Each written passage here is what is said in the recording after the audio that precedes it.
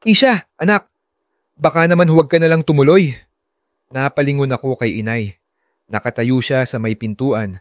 Basang-basa ng luha ang mga mata. Nanginginig ang labi niya. Halatang labag sa loob niya ang desisyon ko.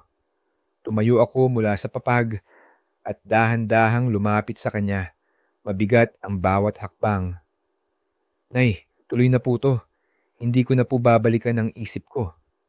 Para rin naman po sa inyo, kaya ako aalis para magtrabaho. Sagot ko, pinipigilan ang panginginig ng boses ko. Ayokong makita niya na nahihirapan din ako. Kung malaman niya, baka hindi na niya kayanin ang lungkot. Pinahid ni inay ang luha sa pisngi niya, tapos hinawakan niya ang mukha ko ng mahina. Malamig ang palad niya. O sige anak, hindi na kita pipilitin pa. Pero Keisha, mag-iingat ka doon ha. Malayo ang Manila at hindi biro ang mga tao roon. Natatakot lang ako na baka mapahamak ka. Nginitian ko siya, kahit alam kong pilit lang ang ngiti ko. Opo, Nay. Kaya ko po to. Aalagaan ko ang sarili ko. Pangako ko yan sa inyo. Sa wakas, ngumiti rin siya. Pero kita ko pa rin ang hapdi sa mata niya. Sige, iayos mo na ang mga gamit mo. Opo. Lumabas siya ng kwarto at naiwan akong tahimik na nakatitig sa pintuan. Sinimulan ko ng buklatin ang gamit ko. Tinupi ko isa-isa ang mga luma kong damit, mga t-shirt na manipis na, pantalon na kupas, at ang asul na jacket na paborito ko. Regalo ni Itay noong Pasko. Nilagyan ko rin ng ilang damit panloob at ang sira-sira ko ng sapatos. Habang sinasarahan ko ang bag, biglang tumulo ang luha ko. Hindi ko na napigilan. Sobrang layo ng Manila. Hindi ko alam kung kakayanin ko ang pamamahinga sa kanila. Pero paano pa? Hindi na kayang buhayin ni Itay ang pamilya sa pagsasaka. Halos wala ng ani dahil sa tagtuyot, kaya kulang na kulang ang pera para sa pagkain, gamot, kahit sa maliit na pangangailangan. Kahit mahirap, kailangan kong umalis para maghanap ng trabaho sa Manila. Paglabas ko ng kwarto, nakita ko silang lahat sa sala. Si Itay, nakaupo sa lumang silyang kahoy, tahimik na nakatingin sa akin. Mga mata niya puno ng hindi masabi. Sina Gelo at Gela, ang kambal, nakaupo sa sahig, nakatingala sa akin na parang may gustong-gusto nang sabihin. Ate, promise ha, bibilan mo ako ng laruan, sabi ni Gelo, nakangiti kahit halatang malungkot. Ako rin ate, gusto ko ng robot. Sigaw naman ni Gela, sabik na sabik ang boses.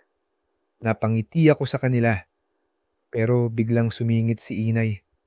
Ay naku Gelo, Gela hindi pa nga nakakaalis ang ate nyo kung ano-ano na ang hiniling nyo. Napatawa ako ng mahina. Lumapit sa kambal na nakasimangot na. Lumuhod ako sa harap nila at hinawakan ang maliliit nilang kamay. Pangako ko sa inyo, kambal. Pag nakapag-ipon na ako, bibilhan ko kayo ng laruan. Kahit robot pa yan, pati bagong damit. Biglang sumigla ang mga mukha nila at sabay silang tumalon para yakapin ako. Naramdaman ko ang init ng yakap nila at kahit saglit, gumaan ang bigat sa dibdib ko. Sa simpleng ngiti nila, parang lumakas ulit ang loob ko. Pagkatapos ng yakap, tumayo ako at humarap kina Itay at Inay. Ngumiti si Itay pero halata sa mata niya ang lungkot. Si Inay naman, hindi na niya itinago ang pamumuo ng luha. Itay, Inay, aalis na po ako. Napapikit si Itay, tapos huminga siya ng malalim. Mag-ingat ka. Kisha, wala kami dyan sa tabi mo. Kaya ingatan mo lagi ang sarili mo. Tawagan mo kami kapag nakarating ka. Mamimiss ka namin dito. Tumango ako. Pinipigilan ng luha na gustong-gusto ng tumulo. Niyakap ko sila ng mahigpit. Si Itay na matigas pero malamig ang kamay at si Inay nabasa ng luha ang pisngi. Pagkatapos, lumabas ako ng bahay kung saan naghihintay na ang tricycle. Habang naglalakad palabas, nilingon ko sila ulit. Nakatayo sila sa pintuan, Seryoso akong tinitingnan. Kumaway ako, pilit na ngumiti kahit basag ang puso ko bago sumakay sa tricycle. Nang umandar na ito, hindi ko na napigilan. Tumulo na ang luha ko, tahimik na bumagsak sa pisngi. Ito na, wala nang balikan. Pagkababa ko sa tricycle, sumakay agad ako ng bus papuntang Manila. Habang tumatakbo ang bus, tinitingnan ko ang labas ng bintana. Mga palayan na dilaw na, kabundukan sa malayo, at mga baryong unti-unting nawawala sa paningin ko habang lumalapit ako sa lungsod. Hindi ko namalayan, nakatulog ako sa tagal ng biyahe. Nagising lang ako nang tumigil ang bus at sinalubong ako ng amoy ng makapal na usok mula sa mga sasakyan. Pagkababa ko ng bus, halos mapasigaw ako sa ubo dahil sa sobrang kapal ng usok sa paligid. Sa harap ko, ang dami ng tao, magulo, siksikan, may mga nagtitinda ng isaw at fishball sa gilid, may mga tumatakbo para makatawid, at mga batang nanghihingi sa tabi ng kalsada, puno ng dumi ang muka. Ito na ba talaga ang Manila? Bulong ko sa sarili, hindi makapaniwala. Naglakad ako papunta sa unang lugar na inasahan ko, isang maliit na opisina na naghahanap daw ng tauhan. Pero pagdating ko doon, pasensya na miss, hindi kami tumatanggap ng hindi college graduate, sabi ng babae sa front desk. Hindi man lang tumingin sa akin. Napayuko ako. Nagpasalamat kahit parang wala nang laman ang tiyan ko sa lungkot. Salamat po, mahina akong sabi bago lumabas. Pang-anim na beses ko nang sinubukan mag-apply pero pareho pa rin ang sagot. Hindi ako matanggap. Dahil hanggang high school lang ako, wala akong laban sa mga hinintay nila. Habang naglalakad, biglang kumalam ang sikmura ko. Hindi pa pala ako nakakakain mula kaninang umaga. Napatingin ako sa isang karinderyang maliit lang, may bubong na yero at mga upuang plastik. Pumasok ako at umorder ng kanin, adobo, at isang baso ng soft drinks na malamig pa. Habang kumakain, napansin ko ang isang papel na nakadikit sa dingding, medyo dilaw na sa katagalan. Lumapit ako at binasa. Naghahanap ng nani, may pagkain at tutuluyan. Tawagan ang numerong ito. Napaisip ako. Hindi man ito ang trabahong pinangarap ko. Pero kailangan ko ng simulan kahit saan. Kailangan ko ng pera para sa pamilya ko. Kinuha ko ang cellphone ko, tinipa ang numero at hinintay. Ilang ring bago may sumagot. Hello? Matanda ang boses sa kabilang linya. Mahina pero malinaw. Opo. Si Kisha Kate Navarro po ito. Narinig ko po na naghahanap kayo ng nani. Sabi ko, medyo kinakabahan. Ay oo, kami nga yun. Nakita mo ba yung address sa papel? Puntahan mo na lang dito para makilala mo na rin ang magiging amo mo. Sige po, sagot ko. Hindi ko napigilan ang ngiti sa labi ko. Sa wakas, may pag-asa na. Hindi ko na inubos ang adobo sa plato. Nagmadali akong tumayo para magbayad. Sumakay ako ng taxi. Unang beses ko. Kaya medyo nanibago ako sa amoy ng aircon at upuan na malambot. Sinabi ko ang address sa driver. Habang tumatakbo ang sasakyan, napansin ko na papasok kami sa isang subdivision na mukhang pangmayaman. Mataas ang mga gate, malalaki ang mga bahay. Manong, sigurado po kayong ito na yon? Tanong ko. Medyo nataranta sa itsura ng lugar. Oo, Hija. Yan ang sinabi mo, di ba? Sagot niya, ngumiti habang tumitingin sa akin sa salamin. Pagkababa ko, napatitig ako sa bahay sa harap ko. Hindi lang ito simpleng bahay, parang palasyo. Mas malaki pa ito kaysa sa mga nakita ko sa daan. May mataas na gate at malaking hardin. Kinabahan ako habang lumalapit. Pero pinindot ko pa rin ang doorbell sa tabi ng pinto. Nanginginig ang daliri ko. Pagkatapos ng ilang segundo, bumukas ang maliit na pintuan sa gate at lumabas ang isang matandang babae na mukhang mayordoma. Nginitian niya ako. Kahit simple lang ang ngiti, bago binuksan ng tuloy-tuloy ang gate. Ikaw ba yung tumawag kanina, Hija? Tanong niya, malumanay ang boses. Opo, Manang. Ako po si Keisha Kate Navarro. Sagot ko, medyo nahihiya pa. Ako si Manang Luisita. Halika, pasok ka na. Sumunod ako sa kanya papasok at nang makita ko ang loob ng bahay, parang natulala ako. Makintab ang sahig na parang salamin, may chandelier na napakataas at kumikinang, at mga muebles na mukhang hindi ko kayang bilhin kahit mag-ipon ako ng buong buhay. Diyos ko, parang pumasok ako sa ibang mundo. Inakay ako ni Manang Luisita, pataas ng hagdan, hanggang sa ikatlong kwarto kung saan may nakasulat na office sa pinto. Sige, Hija, kumatok ka na lang dyan. Bababahan ko muna yung kusina, may iniwan akong niluluto. Sabi niya, tapos tumalikod na. Tumango ako, pero nang maiwan ako mag-isa, biglang kinabahan ako ng husto. Huminga ako ng malalim, hinga, labas. Tapos kinatok ko ang pinto. Mahina lang, parang natatakot na may sumigaw sa loob. Come in, sagot ng isang malalim na boses, baritono at diretso. Dahan-dahan kong pinihit ang doorknob at pagbukas ko, natanaw ko siya, si Nicholas Templeton. At doon ko naramdaman, parang may iba nang nagbago sa buhay ko. Habang dahan-dahan akong pumasok sa opisina, hindi ko napigilan ang pagtitig sa lalaking nakaupo sa harap ko. Si Nicholas Templeton, parang modelo sa magasin ng mga mayayaman. Matangos ang ilong niya, matalim ang mga mata na bahagyang singkit, makapal ang kilay, at mahaba ang pilik mata na kahit babae maiinggit. Mamula-mula ang labi niya, pero ang pinaka nakakapansin ay ang panga niya.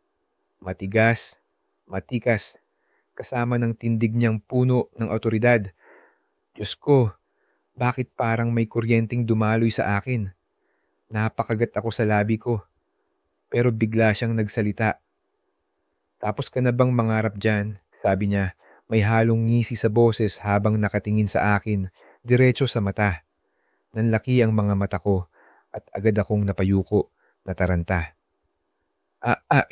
Hindi po. Hindi ko po kayo. Hindi po yon. Pasensya na po. Sabi ko, halos mabilaukan sa sarili kong salita. Napailing siya, tumikim, at sinabihan ako ng mahinahon. Umupo ka na! Mabilis akong umupo sa upuan sa harap niya, pero medyo nakatagilid pa rin, parang hindi pa rin sigurado kung tama ba ang ginagawa ko. Kinuha ko ang resume ko mula sa bag. Medyo gusot na dahil sa biyahe, at inabot sa kanya, nanginginig pa ang kamay ko. Tinanggap niya ito, tiningnan ng saglit, tapos binuksan ang isang folder sa mesa niya. Tahimik akong naghintay habang binabasa niya ang papel ko. Sinusubukan kong maging kalmado, pero hindi ko mapigilang mapansin ang mga daliri niya.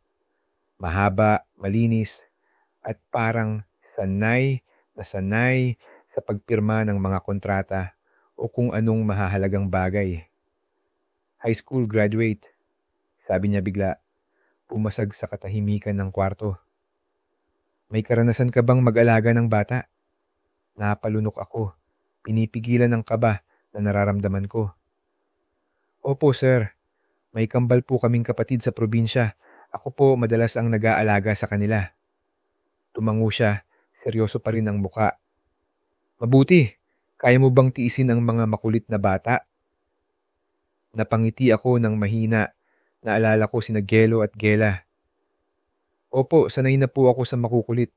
Minsan po nakakabwisit pero nakakayanan ko naman.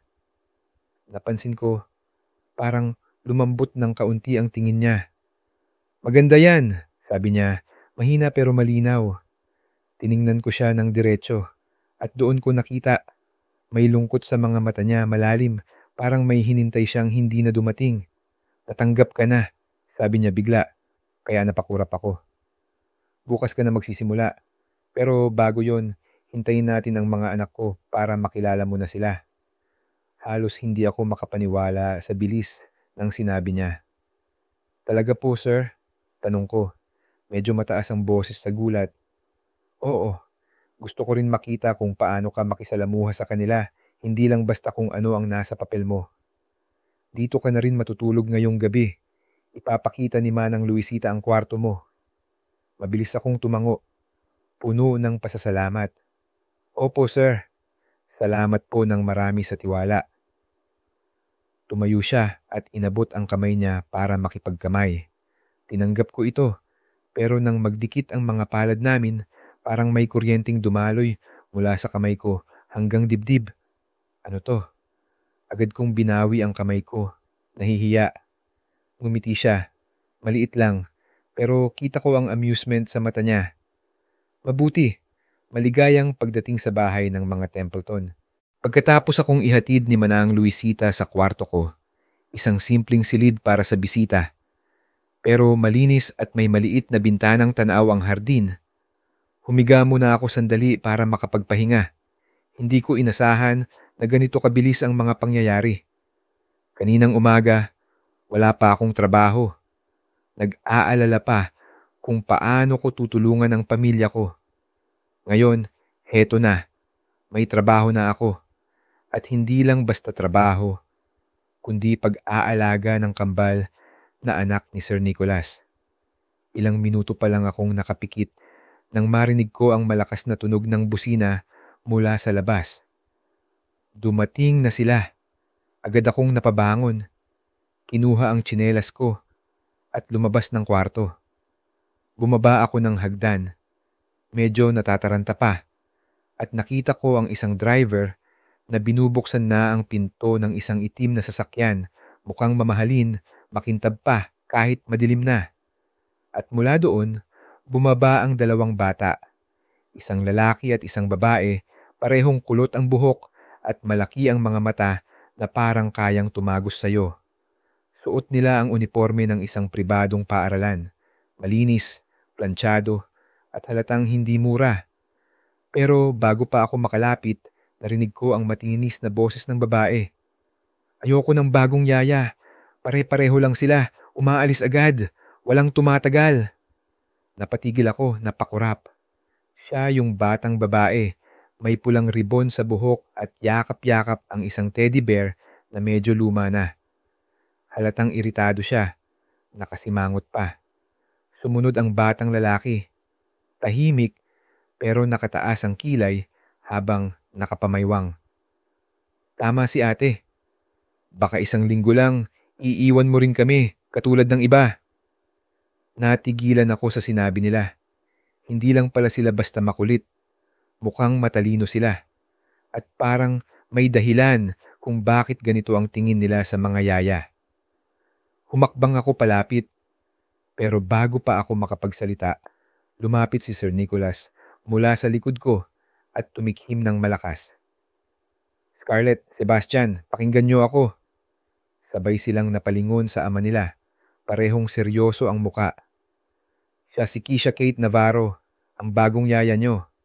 Simula ngayon, siya ang mag-aalaga sa inyo. Umismid si Scarlett, halos mapahalukip-kip pa. Bakit naman siya? Paano mo na sigurong hindi siya aalis agad?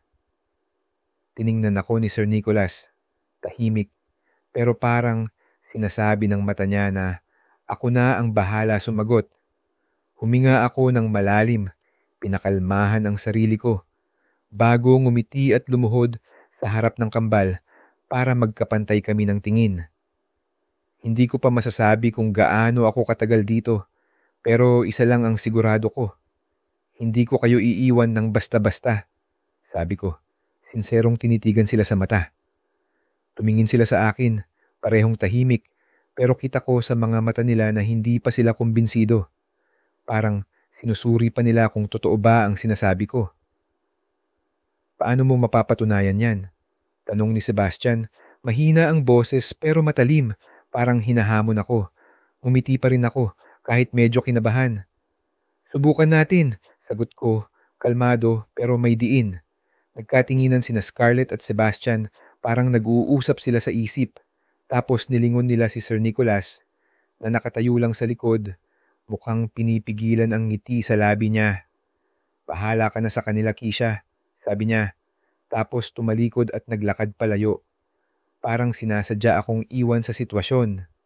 Naiwan ako roon. Kaharap ang dalawang batang halatang hindi pa sigurado kung tatanggapin ba nila ako o hindi. Pero sa loob-loob ko, malinaw ang isang bagay. Nagsisimula pa lang ang kwento ko sa bahay ng mga Templeton. Subukan natin. Yun lang ang naisagot ko kina Scarlett at Sebastian. Ang dalawang batang to, matalino, matigas ang ulo, at parang may galit na nakatago sa puso nila. Alam ko agad na hindi magiging madali ang trabaho ko bilang nani nila. Pero hindi ko akalain na sa unang gabi ko pa lang sa Templeton Mansion, may malaking sikreto ng bubungad sa akin. Nang gabi, pagkatapos ng hapunan, inihatid ko ang kambal sa kwarto nila para makatulog na sila. Pagod na pagod ako. Parang ubos na ang lakas ko sa unang araw pa lang. Pero hindi ko matiis ang kalat sa kusina. Kaya kahit hindi naman trabaho ko, nagkusang tumulong ako kay Manang Luisita na magligpit ng mga plato at kaldero. Habang nagtatapon ako ng mga tira-tira sa basurahan, biglang may narinig akong mahinang kaluskos mula sa hagdan. Napalingon ako agad at nakita ko si Scarlett na pababa ng dahan-dahan, suot ang puting pajama niya at mahigpit na yakap ang teddy bear na luma na ang kulay. "Scarlett," tawag ko. Medyo nagulat. Natigil siya sa gitna ng hagdan, tumingin sa akin na parang batang nahuling gumagawa ng hindi dapat. Hindi siya sumagot kaagad. Parang may hinintay. "Anong ginagawa mo dyan? Matulog ka na dapat," sabi ko. Sinusubukang maging mahinahon kahit curious na ako. Tahimik siya saglit. Parang nag-iisip kung sasabihin ba ang totoo. Tapos huminga siya ng mahina. Hindi ako makatulog. Bulong niya, halos hindi ko marinig. Napansin ko ang panginginig sa boses niya. Mahina, pero ramdam ko ang kabaroon. Lumapit ako sa kanya. Biglang nag-alala. "May masakit ba sa'yo? Masama ba pakiramdam mo?" Tanong ko, hinawakan ko pa ang noo niya para tingnan kung mainit. Umiling siya, pero kita ko sa mata niya na may bumabagabag sa kanya, parang may tinatago. Dahan-dahan siyang lumapit sa akin at sa huli, hinawakan niya ang dulo ng damit ko. Mahina lang, parang natatakot. "Pwede bang samahan mo muna ako sa kwarto namin? Saglit lang." Napatitig ako sa kanya, napakurap. May kaba akong naramdaman sa dibdib ko, pero hindi ko alam kung bakit. Tumango ako. "Sige." Pag-akyat namin sa kwarto nila, sinalubong ako ng isang silid na magulo, pero maayos pa rin kahit papaano. May bookshelf sa gilid na puno ng mga libro ng fairy tales, mga laruan na nakahilera sa sulok, at dalawang kama na magkatabi. Si Sebastian, mahimbing nang natutulog sa kama niya, humihilik pa ng mahina, parang walang problema sa mundo. Pero napako ang tingin ko sa isang maliit na lamesa sa sulok. May lumang kahon doon, gawa sa kahoy, nakabukas ang takip at parang may laman. Tiningnan ko si Scarlett, nagtaka. "Ano yan?" Kagat labis siyang lumapit sa lamesa, halatang kinakabahan. "Liham," sagot niya mahina lang, parang natatakot na may makarinig. Napakunot ang noo ko. "Liham?" Tanong ko ulit, hindi pa rin maintindihan. Dahan-dahan niyang kinuha ang isang papel mula sa kahon, medyo dilaw na ang gilid nito, at inabot sa akin. Kinuha ko yon, at nang binasa ko ang unang linya, parang tumigil saglit ang mundo ko. Para kina Scarlett at Sebastian, "Mahal na mahal ko kayo." Habang binabasa ko ang sulat, napansin ko ang panginginig ng kamay ni Scarlett sa gilid ko. Lumapit siya, sumandal ng mahina sa balikat ko at hinigpitan ang yakap sa teddy bear niya.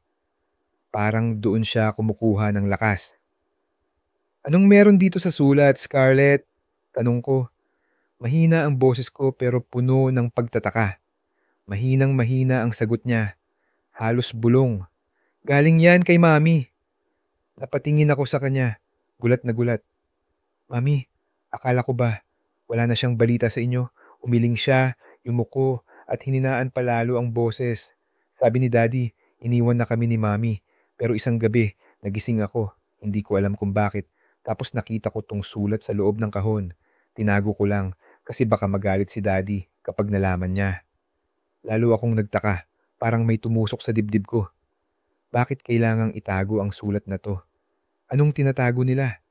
Binasa ko pa ang susunod na linya ng liham, medyo nanginginig na rin ang kamay ko. Scarlett, Sebastian, alam ko galit kayo sa akin.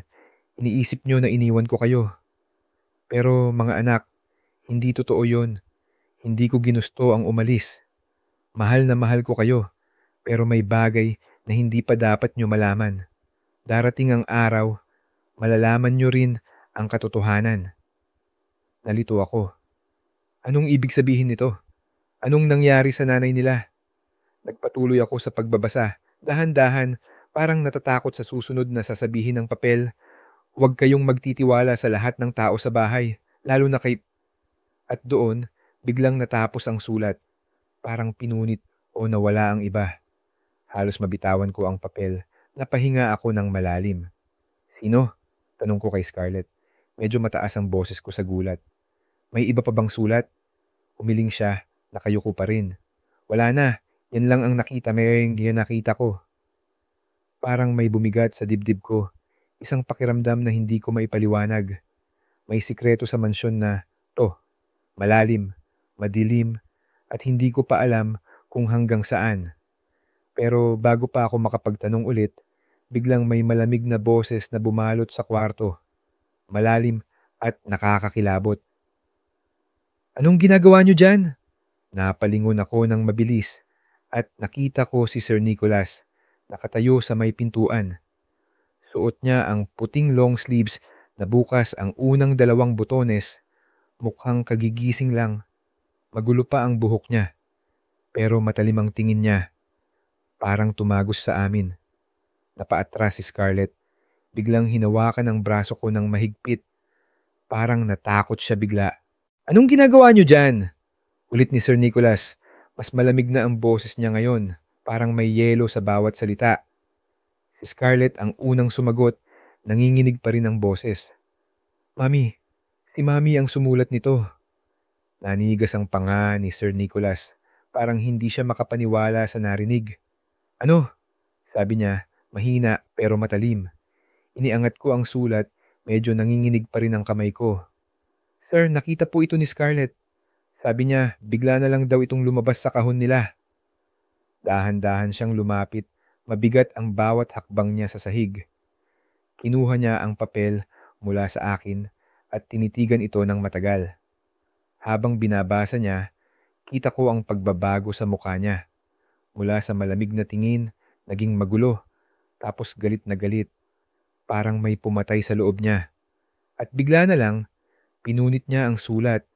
Malakas, parang wala siyang pakialam. Sir! Napasigaw ako, hindi napigilan ng gulat. Napaatras ako ng mabilis, habang si Scarlett, nanlaki ang mga mata niya na tulala sa ginawa ng daddy niya. Hindi niyo na kailangang basahin to, sabi ni Sir Nicholas. Malamig at walang emosyon, kahit kita ko ang panginginig ng kamay niya habang hawak ang mga piraso ng papel. Pero sir, protesta ko.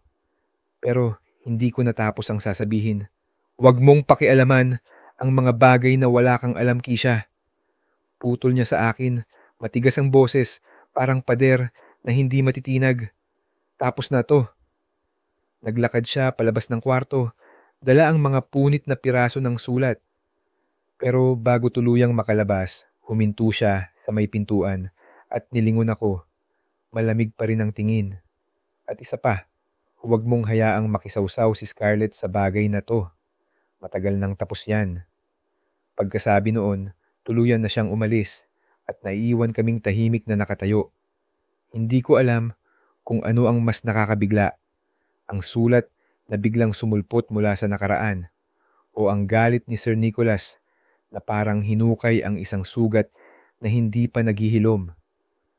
Napatingin ako kay Scarlett. Nakayuko siya. Nanginginig ang balikat niya at ramdam ko ang pilit niyang pagpigil sa luha. Dahan-dahan ko siyang niyakap, hinaplos ang likod niya ng mahina. Huwag kang mag-alala, Scarlett. Hindi ako titigil. Malalaman natin ang totoo. Sa sandaling yon, napagtanto ko, hindi na to simpleng trabaho para sa akin. Ako si Keisha Kate Navarro at napadpad ako sa isang pamilyang puno ng sikreto na kailangang mabunyag. Kinabukasan, nagising ako nang mabigat ang isip ko. Ang mga nangyari kagabi, ang liham, ang galit ni Sir Nicholas at ang takot sa mga mata ni Scarlett, parang hindi ko maalis-alis sa utak ko kahit anong gawin ko. Habang inaayos ko ang kama, may kumatok sa pinto. Si Manang Luisita. Ija, bumaba ka na at mag-almusal. Hinihintay ka na ng mga bata sa baba, sabi niya. Kalmado, pero parang may urgency sa boses niya. Sige po, Manang, sagot ko. Nagmadali akong magsipilyo at bumaba. Pagdating ko sa hapagkainan, tahimik ang kambal.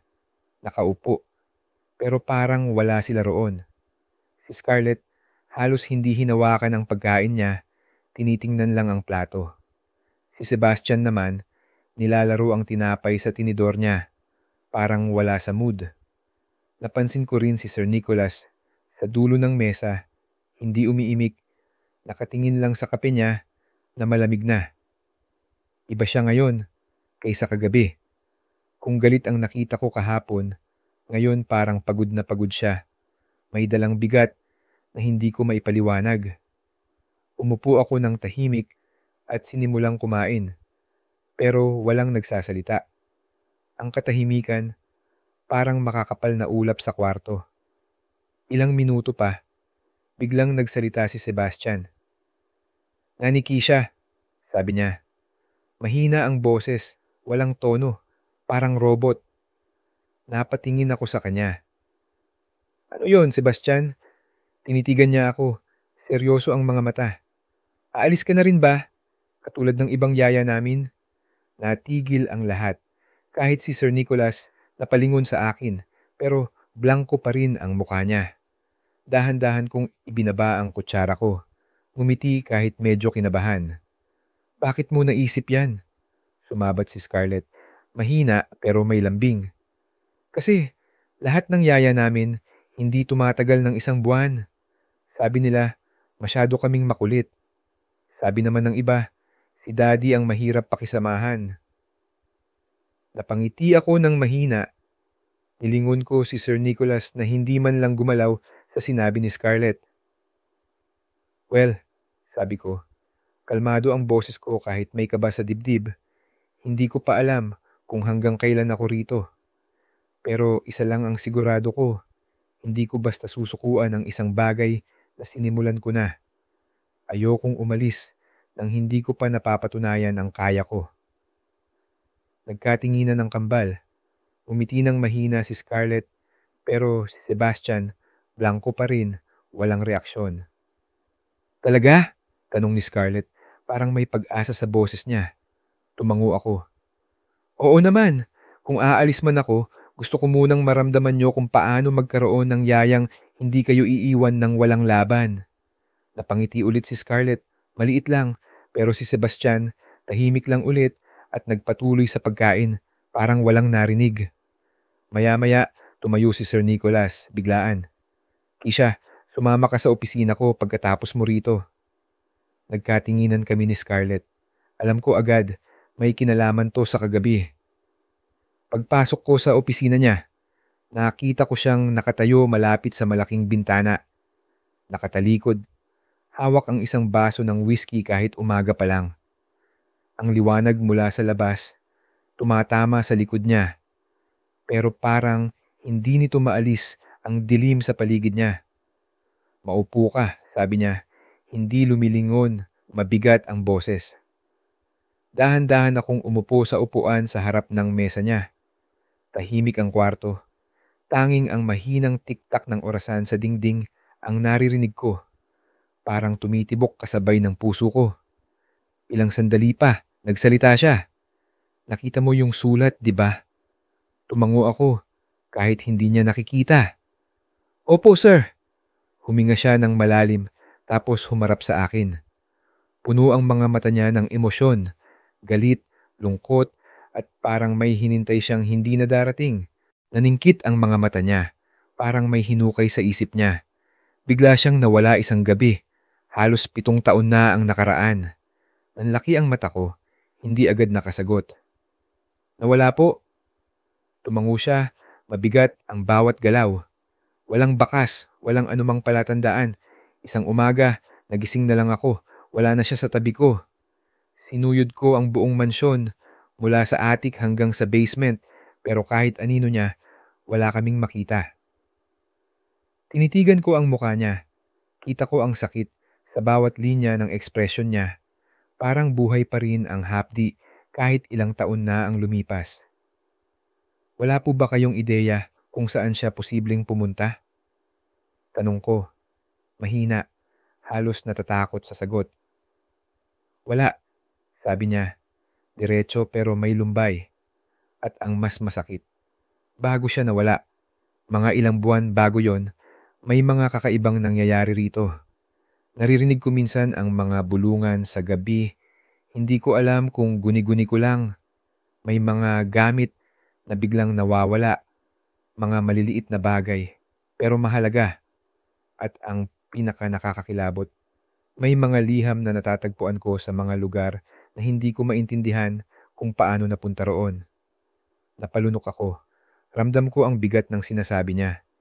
Parang yung sulat kagabi po. Matalim ang tingin niya sa akin, parang tumagos sa balat ko. Oo, parang may humatak sa dibdib ko pababa. Mabigat na mabigat.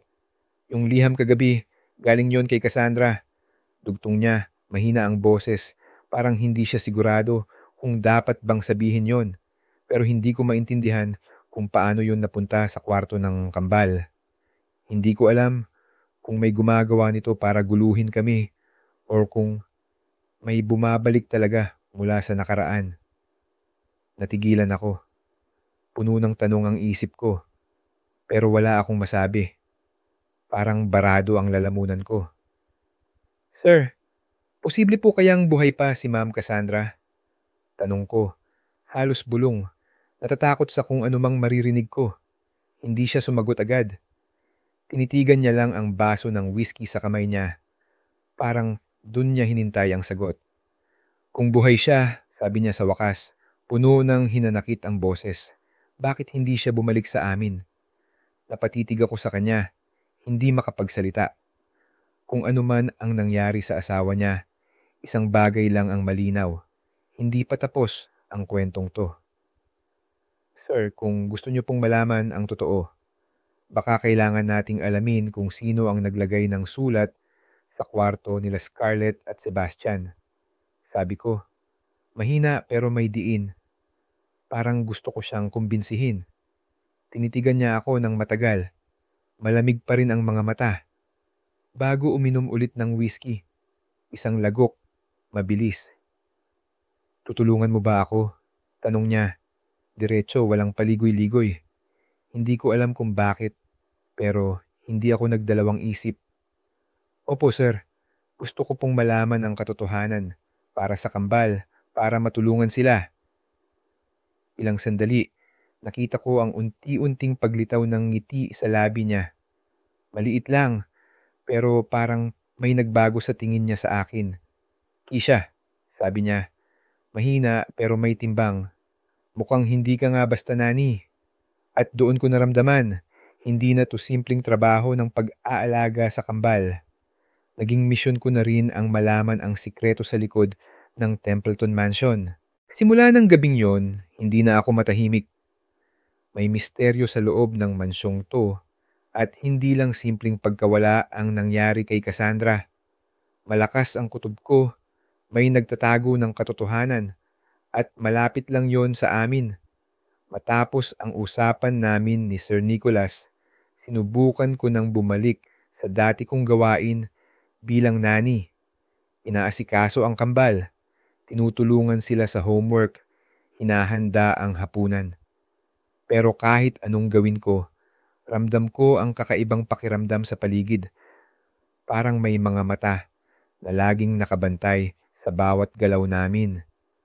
Isang gabi, habang tulog na ang lahat, bigla akong nagising sa isang malakas na tunog mula sa itaas. Blag! Napabangon ako sa kama, parang hinatak pataas ng gulat. Ano yon?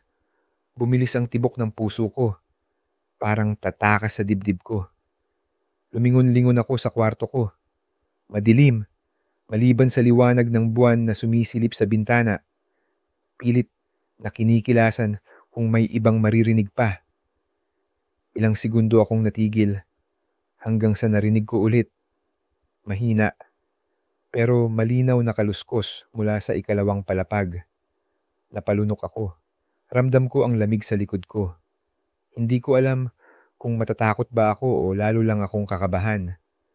Pero bago pa ako makapag-isip ng matagal, may narinig akong boses. Mahina, pabulong, parang humihingi ng saklolo. Tigtulong! Nanlamig ako. Parang nagyelo ang dugo ko sa katawan.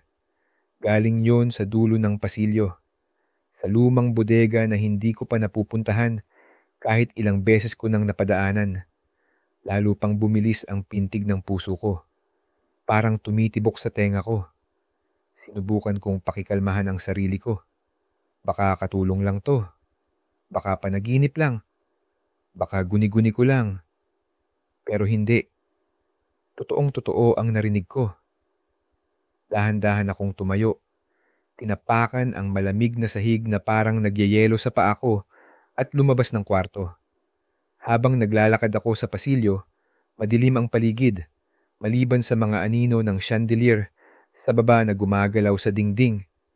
Hindi ko alam kung tama bang ginagawa ko, pero hindi ko kayang baliwalain yon. Pagdating ko sa pintuan ng bodega, hinawakan ko ang seradura. Hindi nakalak, kahit parang matagal nang hindi nabubuksan. Dahan-dahan kong pinihit ang doorknob at nang bumukas ang pinto, narinig ko ang mahinang tili ng bisagra, parang sumisigaw sa katahimikan. At doon, halos matumba ako sa gulat. Sa loob ng lumang bodega, hindi lang mga kahon at sira-sirang gamit ang nandun. May maliit na lamesa sa gitna, puno ng mga lumang papel na dilaw na at mga litrato na parang hinintay ang oras na makita ulit. Pamilyar ang ilan sa mga litrato, mga larawan ni Sir Nicholas, kasama ang isang babaeng mahaba ang buhok at malambing ang mga mata na parang puno ng kwento. Si Cassandra yon, sigurado ako. Pero ang mas nakapagtaka, may isang litrato na hindi lang silang dalawa. May kasama silang lalaki, matangkad, matalim ang tingin, nakangiti habang hawak ang isang baso ng alak, parang walang pakialam sa mundo. Sino kaya to?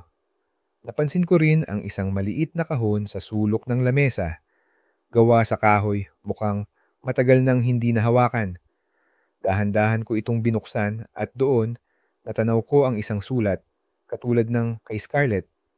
Dilaw na ang papel at manipis na parang mabibitak.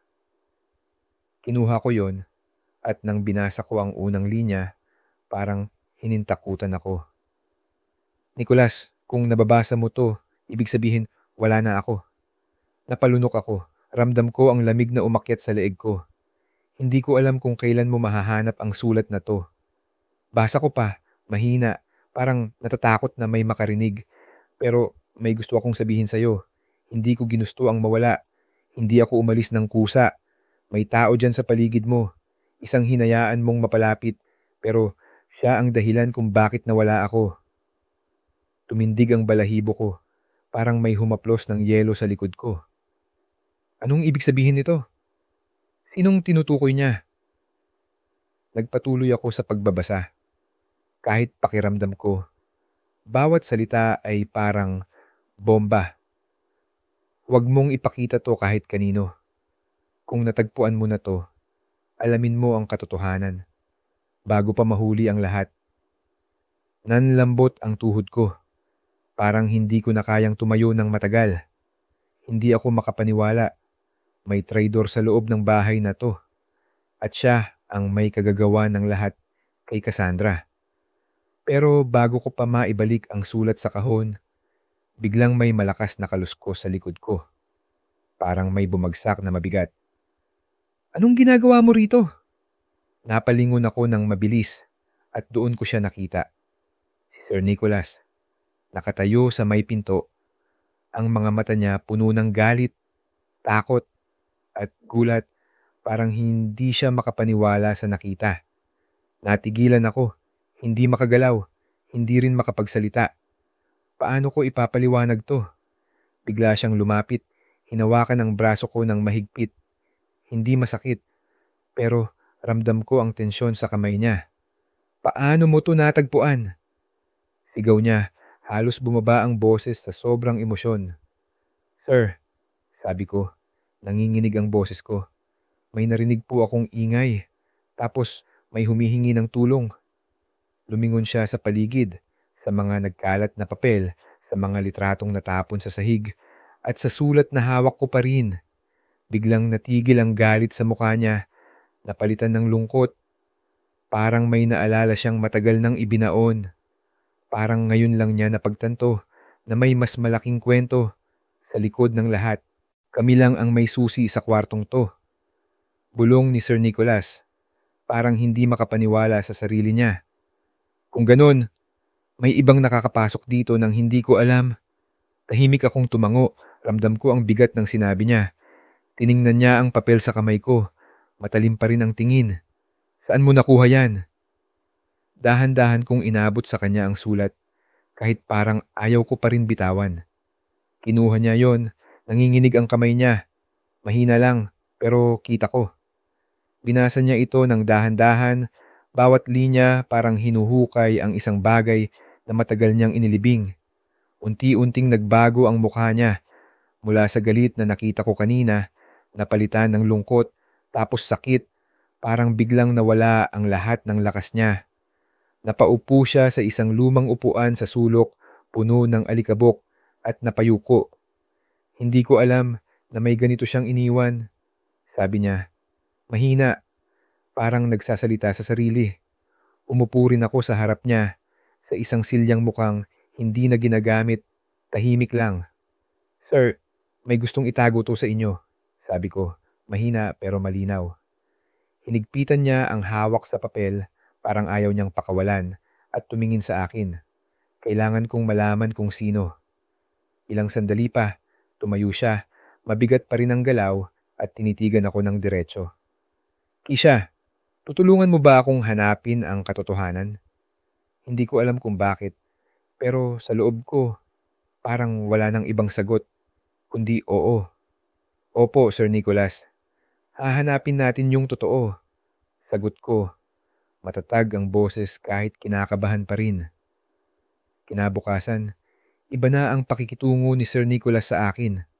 Mas tahimik siya kaysa dati, mas seryoso, at parang laging malalim ang iniisip. Pero alam ko, iisa lang ang tumatakbo sa utak niya. Alamin kung sino ang traidor sa mansyon na to. Habang tinutulungan ko ang kambal na magbihis para sa eskwela, biglang lumapit sa akin si Manang Luisita. Mabilis, pero tahimik ang hakbang. Kisha, may sasabihin ako sa'yo. Bulong niya. Halos hindi ko marinig. Napakunot ang noo ko. Nagulat sa seryoso niyang tono. Ano po yon, Manang? Lumingon siya sa paligid, parang tinitiyak na walang ibang tao sa malapit. Walang mga bata, walang ibang katulong. Tapos, lumapit siya sa akin at binulungan. Huwag kang magtitiwala kahit kanino. Lalo na kay... Pero bago niya matapos, biglang may sumigaw mula sa itaas. Manang! Boses ni Sebastian. Yon, malakas at parang may problema. Mabilis kaming tumakbo ni Manang Luisita paakyat sa hagdan. Parang hinahabol ng kung ano. Hanggang sa tumambad sa amin ang isang eksenang hindi ko kailanman inasahan. Si Scarlett, nakatayo sa harap ng aparador nila. Hawak ang isang lumang pulang damit, puno ng dugo ang bahid sa harap, tuyo na at madilim. Puno ng takot ang mga mata niya, parang hindi siya makapaniwala sa hawak niya. Nani Kisha, Sabi niya, nanginginig ang boses. Ito, ito yung damit ni Mami nung gabing nawala siya. Natigilan ako sa may pintuan ng kwarto ng kambal, hindi makapaniwala sa nakita ko. Si Scarlett, nanginginig ang buong katawan habang hinahawakan ng damit, parang anumang oras ay mabibitawan niya yon sa sobrang takot. Si Sebastian naman, tahimik lang sa gilid, nakatitig sa damit, walang imik, pero kita ko sa mata niya na parang may inaalala siyang matagal nang nakalimutan. Napalingon ako kay Manang Luisita sa likod ko. Namutla siya bigla, parang nawala ang kulay sa mukha niya. Nanginginig ang labi niya. Parang gusto niyang magsalita, pero walang lumalabas na salita. Dahan-dahan akong lumapit kay Scarlett, kahit ramdam ko ang bigat sa bawat hakbang. Scarlett, saan mo to nakuha? Tanong ko. Mahina. Sinusubukang huwag siya matakot lalo. Itinuro niya ang loob ng aparador sa isang sulok na madilim. Nakita ko lang po. Akala ko unan o tela, pero nung hinila ko, ito pala. Napalunok ako. Parang may bumara sa lalamunan ko. Kinuha ko ang damit mula sa kanya, dahan-dahan at tiningnan ng malapitan. May mga punit sa manggas, maliit pero halatang hindi basta napunit. Ang dugo, tuyo na at halos itim, parang matagal nang naroon, nakakubli sa dilim ng aparador. Bakit ngayon lang lumabas to? Sinong naglagay nito rito at bakit? Bago pa ako makapagsalita, isang malamig na boses ang biglang bumasag sa katahimikan ng kwarto. Ano yang hawak mo dyan? Sabay-sabay kaming napalingon. Si Sir Nicholas, nakatayo sa may pintuan, seryoso ang muka at matalim ang tingin na parang tumagos sa amin. Dahan-dahan akong lumapit sa kanya, kahit parang mabigat ang bawat hakbang ko. Sir, natagpuan po ito ni Scarlett sa aparador nila. Sabi ko, mahina, parang natatakot sa magiging reaksyon niya. Tinitigan ni Sir Nicholas ang damit. Matagal, hindi gumagalaw. Pero kita ko ang paghigpit ng kamao niya sa gilid. Parang pinipigilan ang sarili. Ibigay mo yan sa akin, sabi niya. Malamig ang boses. Walang paligoy-ligoy. Nag-aalangan ako. Hindi agad na ibigay. Sir, ibigay mo na. Ulit niya. Mas matigas ngayon. Parang hindi na niya kayang maghintay. Wala akong choice. Dahan-dahan kong inabot ang damit. Kinuha niya yon mula sa akin at tiningnan ng malapitan pero hindi siya nagsalita. Sa mukha niya, ramdam ko ang emosyon na pilit niyang tinatago. Galit na parang sumasabog sa loob. Lungkot na matagal nang naroon. At takot. Kahit hindi niya aminin. Maya-maya, tumalikod siya at naglakad palabas ng kwarto. Mabilis. Parang may hinabol. Sir, ano pong ibig sabihin nito? Sigaw ko. Sinusundan siya kahit hindi ko alam kung bakit. Pero hindi siya sumagot. Parang wala siyang narinig. Bumaba siya ng hagdan ng mabilis. Kasama ko sina Scarlett, Sebastian, at Manang Luisita na tahimik lang sa likod ko. Halatang nag-aalala rin. Pumasok kami sa opisina niya at doon binuksan niya ang isang lumang drawer sa ilalim ng mesa, puno ng alikabok, parang hindi na nahawakan ng matagal. Kinuha niya ang isang sobre, dilaw na at mukhang babagsak na anumang oras. Nilapag niya yon sa mesa, malakas ang tunog nito sa katahimikan. Kung gusto mong malaman ang sagot, basahin mo to, sabi niya. Malamig pa rin ang boses. Tiningnan ko siya, pero nakayuko lang siya, parang ayaw makita ang reaksyon ko. O baka natatakot siyang harapin ulit ang laman niyon. Dahan-dahan kong binuksan ang sobre, nanginginig ang kamay ko kahit hindi ko gusto. Sa loob, isang lumang police report, manipis na papel, puno ng mantsa ng panahon. Nang binasa ko ang unang linya, Parang nagyelo ang dugo ko sa katawan. Case number 072X. Pagkawala ni Cassandra Templeton. Petsa ng pagkakasampa. October 15, 2017. Status, hindi pa nalulutas. Nagpatuloy ako sa pagbabasa, kahit parang bumibigat ang bawat salita. Ayon sa testimonya ni Mr. Nicholas Templeton, huling nakita si Cassandra Templeton noong gabi ng October 14, 2017, bandang alas 11. Walang bakas ng pag-alis o pagtakas ang natagpuan at ang tanging ebidensya sa loob ng mansyon ay isang pulang damit na may bahid ng dugo. Napasinghap ako. Hindi napigilan. Parang may humatak ng hininga ko palabas. "Sir," sabi ko. Nilingon siya. "Itong damit na natagpuan ni Scarlett, ito po ba yung sinasabi rito?" Dahan-dahan siyang tumango. Mabigat ang bawat galaw. "Oo," sagot niya mahina. Parang ayaw niyang sabihin, pero kailangan. Parang may bumigat sa dibdib ko, parang may hinila pababa. Kung ganun, yung ebidensyang nawala noon, bakit biglang lumitaw ngayon? Biglang sumingit si Sebastian, matalim ang boses kahit bata pa siya. "Ibig sabihin, nandito lang sa bahay yung may alam kung bakit nawala si Mami." Napatingin ako kay Sir Nicholas. Tahimik lang siya, pero kita ko sa mata niya. Parang lalong lumalabo ang lahat, lalong lumalalim ang misteryo na pilit niyang inintindi. "May nagtatago ng sikreto rito," bulong ni Manang Luisita.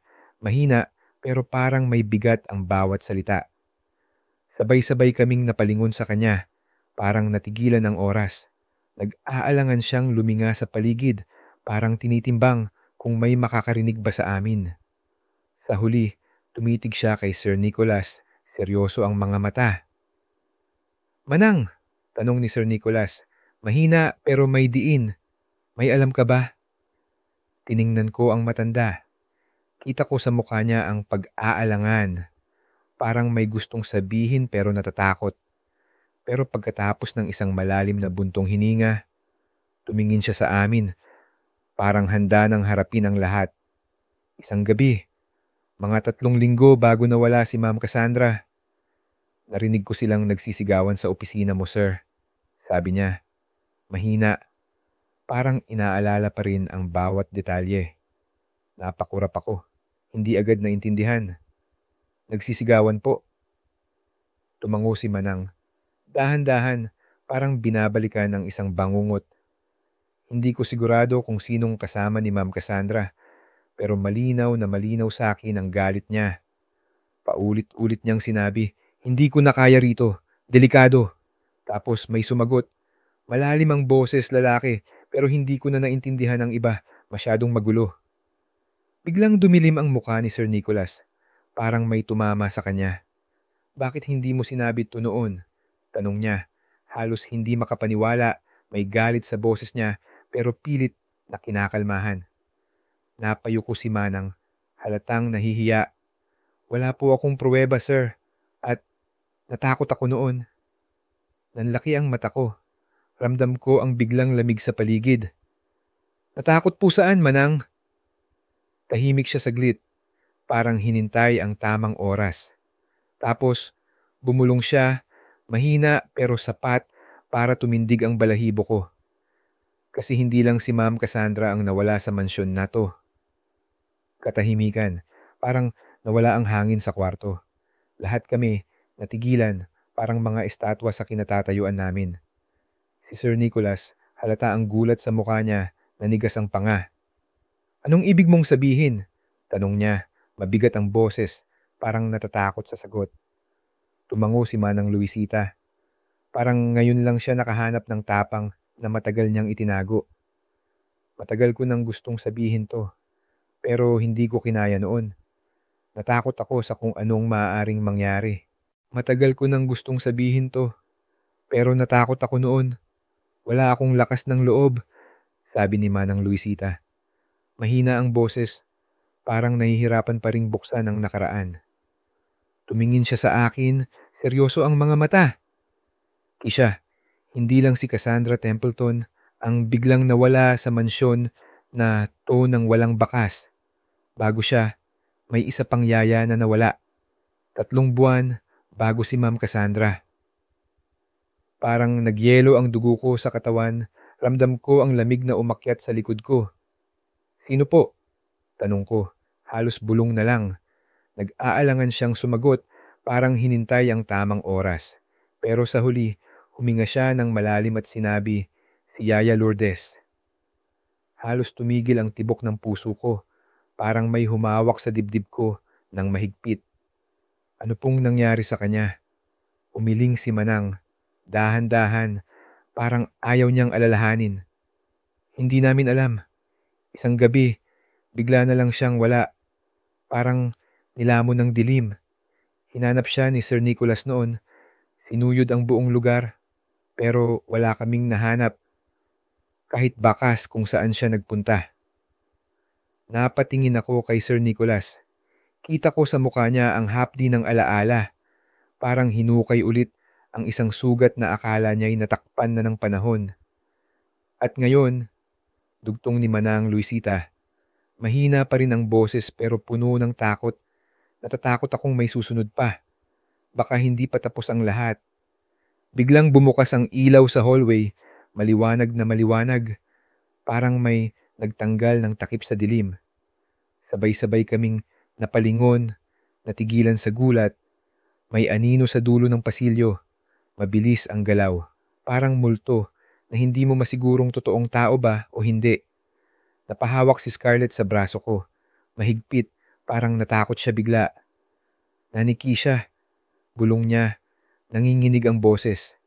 Bago pa ako makasagot, biglang bumukas ng malakas ang pinto sa dulo ng hallway. Blag! Parang may humampas dito nang walang pasabi. Nagkatinginan kami ni Sir Nicholas, parehong alerto. Mabilis siyang tumakbo palapit at sinundan ko siya kahit ramdam ko ang kabog ng dibdib ko. Pero pagdating namin sa pinto, wala na ang anino. Parang naglaho sa hangin, walang bakas. Sa loob ng kwarto, sa gitna ng kama, may papel na nakabukas. Isang sulat, malinaw na iniwan doon para makita namin. Binasa ko ang tanging linya na nakasulat at parang tumindig ang balahibo ko ulit. Huwag niyong ituloy ang paghahanap. Baka may mawala pa sa inyo. Nagising ako kinabukasan ng mabigat ang dibdib ko. Parang may nakadagan na hindi ko maalis. Ang mga nangyari kagabi. Ang sulat na yon, ang anino sa hardin. Parang paulit-ulit na tumatakbo sa isip ko kahit anong gawin ko. Pagkababa ko sa sala, nakita ko si Sir Nicholas na nakaupo sa sofa. Hawak ang telepono, seryoso ang mukha niya. Parang wala siyang tulog. Marcus, sabi niya sa kabilang linya. Mahina pero malinaw ang boses. Kailangan ko ng tulong mo. May mga bagong ebidensya tungkol kay Cassandra. Natigil ako sa paglalakad, napahinto sa gitna ng sala. Marcus? Sino yon? Maya-maya, binaba niya ang telepono at napatingin sa akin. Malamig pa rin ang ekspresyon pero may bahid ng pag-aalala. Kisha, si Detective Marcus Ortega yung tinawagan ko. Siya yung humawak ng kaso ni Cassandra noon. Napalunok ako. Ramdam ko ang biglang kaba. Makikipagkita po tayo sa kanya ngayon? Tumango siya. Diretso ang tingin. Oo, darating siya rito mamaya. Ipapakita natin sa kanya yung damit at yung sulat na natagpuan natin kagabi. Hindi nagtagal. May kumatok sa pintuan. Malakas. Parang may urgency. Si Manang Luisita ang nagbukas at pumasok ang isang lalaki. Matangkad, mga nasa kalagitnaan ng edad, may suot na simpleng polo pero seryoso ang muka. Parang sanay na sanay sa ganitong sitwasyon. Marcus, bati ni Sir Nicholas, tumayo mula sa sofa. Mabigat ang bawat galaw. Nicholas, sagot ng lalaki. Mahina pero may timbang ang boses. Matagal kitang hindi nakita. Pagkatapos ng maikling kamustahan, seryoso pa rin, walang ngitian, inilabas ni Sir Nicholas ang pulang damit at ang sulat mula kagabi. Inilatag niya yon sa mesang kahoy sa gitna ng sala. Tinitigan ni Detective Ortega ang mga yon ng matagal. Dahan-dahang hinawakan ang damit, parang sinusuri bawat detalye. Maya-maya, nagsalita siya. Yung damit na to, katulad ng natagpuan natin noon sa investigasyon. Pero tong sulat, bago to sa akin. Napatingin siya kay Sir Nicholas. Matalim ang mga mata. May ideya ka ba kung sinong naglagay nito rito? Umiling si Sir Nicholas. Napayuko saglit. Kung alam ko lang, sabi niya, mahina, parang puno ng hinanakit. Napalingon sa akin si Detective Ortega, seryoso pa rin ang tingin. At ikaw, yung bagong nani, di ba? Paano mo ito natagpuan? May narinig po akong ingay kagabi. Sagot ko, medyo nanginginig ang boses sa kaba. Tapos nakita ko yung sulat sa kwarto. Nakabukas na sa kama. Tumango siya, pero kita ko sa mata niya. May pagdududa. Parang hindi pa siya kumbinsido sa sinabi ko. Tahimik na tinitigan ni Detective Ortega ang damit at ang sulat. Parang sinusuri bawat detalye kahit walang sinasabi. Maya-maya, kinuha niya ang isang maliit na notebook mula sa bulsa ng polo niya. Gastado na pero puno ng sulat. Tapos nagsimulang magtala. Mabilis ang galaw ng kamay. Yung sulat na to, hindi to basta sinulat ng walang plano. Sabi niya, mahina pero may diin. Parang sigurado siya. Sinadya to para takutin kayo, para pigilan kayong maghukay pa. Napalingon ako kay Sir Nicholas. Seryoso pa rin ang mukha niya, pero sa mga mata niya, ramdam ko ang pag-aalala. Parang may gumugulo sa isip niya na hindi niya maamin. Marcus, sabi ni Sir Nicholas, mabigat ang boses. Posible bang konektado to sa kaso ni Cassandra? Tumango si Detective Ortega. Hindi agad sumagot. Parang may iniisip. Malaki ang tsansa. Pero kailangan nating tingnan kung sinong may access sa bahay na to. Ngayon, at noong nawala siya. Napaisip ako bigla. Parang may tumama sa akin. Sir, sino po yung mga nandito sa mansyon nung nawala si Ma'am Cassandra? Tanong ko, hindi napigilan ang curiosity ko. Napatingin siya sa akin, parang nagulat sa tanong ko. Halos natigilan. Kami lang ng mga anak ko, si Manang Luisita, at biglang natigil siya. Parang may naalala siyang hindi niya gustong banggitin. Parang may pader na tumayo sa harap niya. Napansin yon ni Detective Ortega, matalim ang tingin. Nicholas, sino pa yung nandito noon? Tanong niya, diretso, walang paligoy-ligoy. Matagal bago sumagot si Sir Nicholas, parang pinipilit niya ang sarili. Si Ricardo Fuentebela, sabi niya sa wakas. Malamig ang boses, halos hindi ko marinig. Napakunot ang noo ko, hindi agad naintindihan. Sino po siya, sir? Dating kaibigan ko at kasosyo sa negosyo. Sagot niya, mahina pero puno ng bigat, parang may hinanakit sa likod ng mga salita. Pero matagal na kaming hindi nagkita. Tinitigan siya ni Detective Ortega ng matagal, parang hinuhukay ang isang bagay sa isip niya. Ricardo Fuentebela. Di ba siya yung laging may dalang alak kapag pumupunta rito? Yung madalas mong tinutokso noon? Tumango si Sir Nicholas, dahan-dahan, pero kita ko ang pag-aalangan sa mukha niya.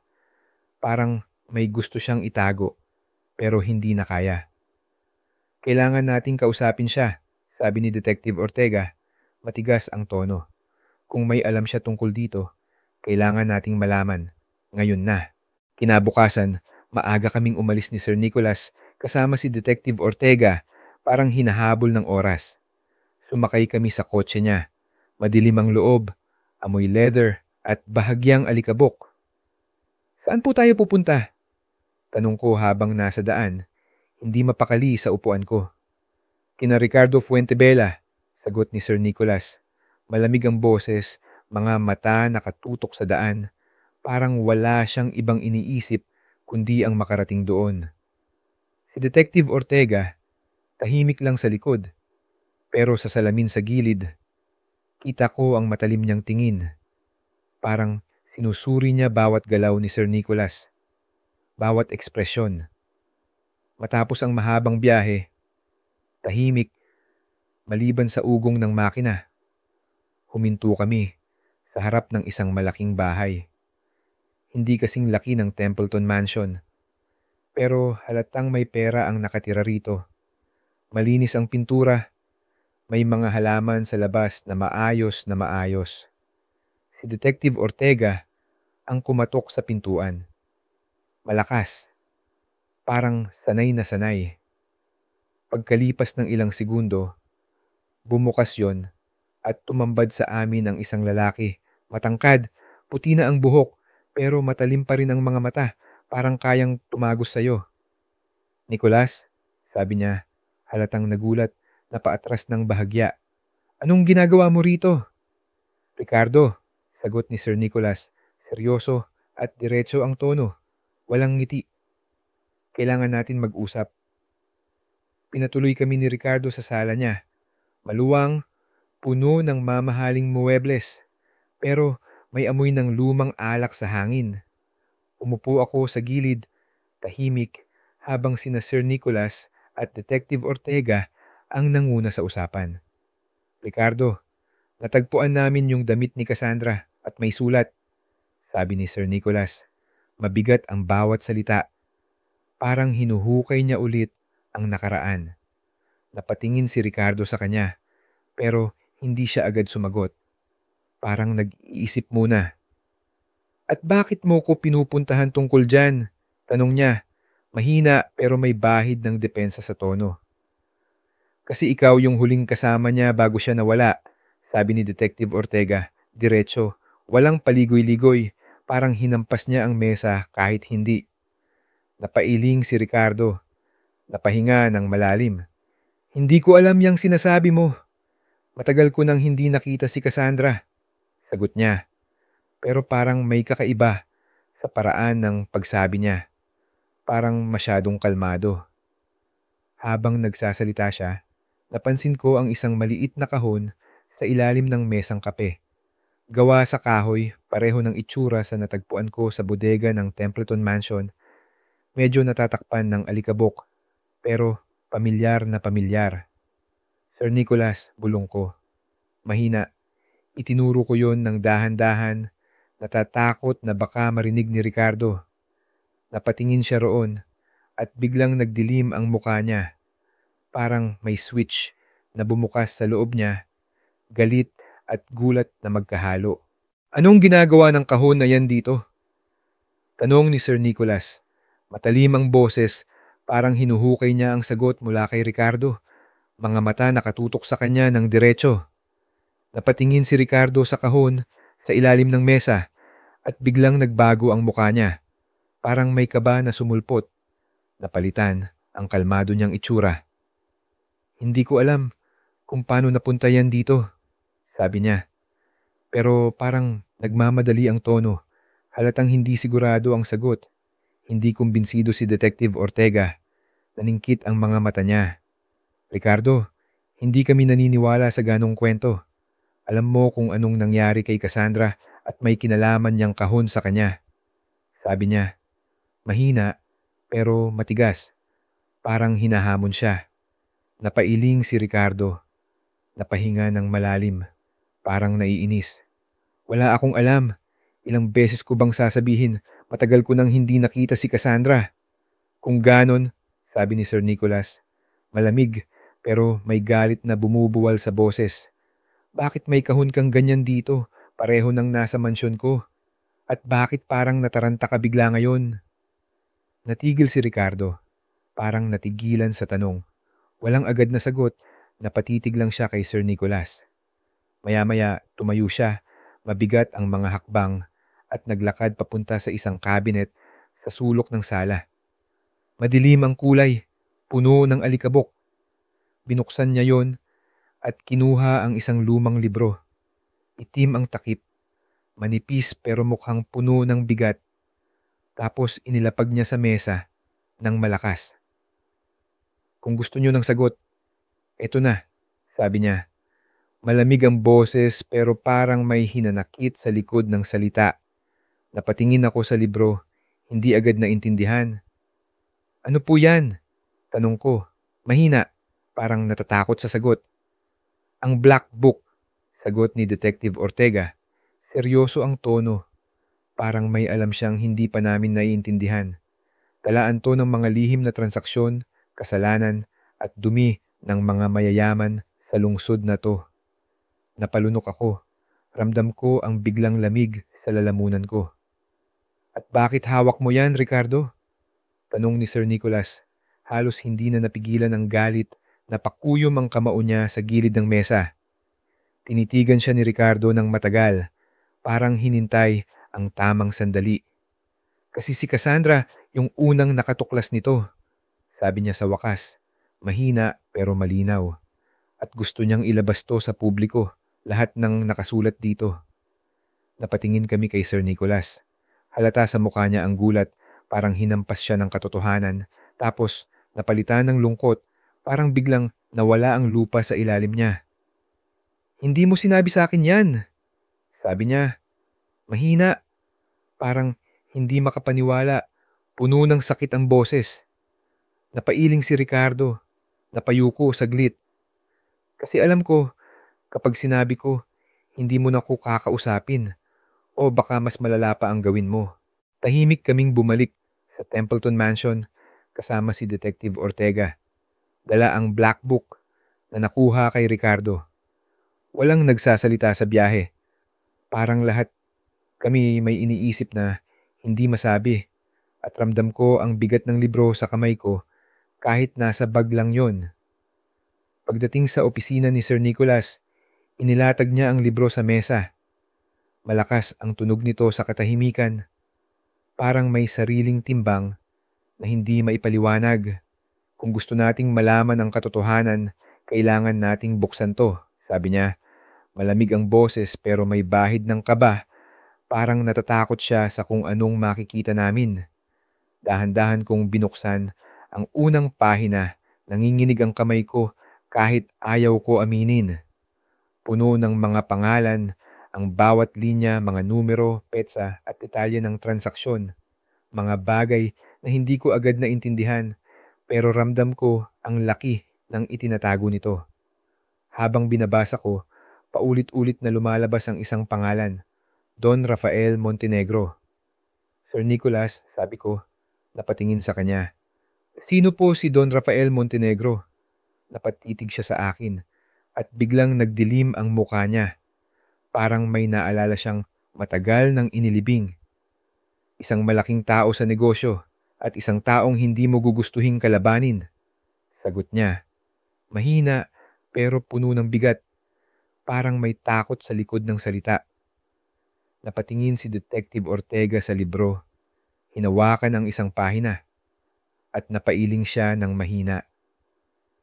Kung si Don Rafael ang nasa likod nito, mas malalim ang gulo natin kaysa inakala ko. Sabi niya, seryoso. Parang may nakita siyang hindi pa namin nauunawaan. Napalunok ako. Ramdam ko ang lamig na bumalot sa akin. Bakit po? Tanong ko. Kahit parang ayaw ko nang marinig ang sagot. Kasi siya yung may hawak sa maraming bagay sa lungsod na to. Sagot ni Sir Nicholas. Diretso ang tingin sa libro. Parang hinuhukay niya ang nakaraan. Kung natuklasan ni Cassandra yung tungkol sa kanya, baka siya nga yung dahilan kung bakit siya nawala. Natigil kami sa katahimikan. Parang biglang bumigat ang hangin sa kwarto. Bawat pahina ng black book, parang may sariling boses. Sumisigaw ng mga sikreto na matagal nang itinago. Mga bagay na hindi dapat makita ng liwanag. Kailangan nating hanapin siya. Sabi ko, mahina, kahit ramdam ko ang kaba sa dibdib ko. Pero hindi ko kayang magkunwaring wala akong narinig. Napatingin si Sir Nicholas sa akin, matagal, at sa unang pagkakataon, nakita ko ang maliit na ngiti sa labi niya. Parang may respeto roon, kahit saglit lang. Mukhang tama nga yung sinabi ko, hindi ka talaga basta nani, Kisha.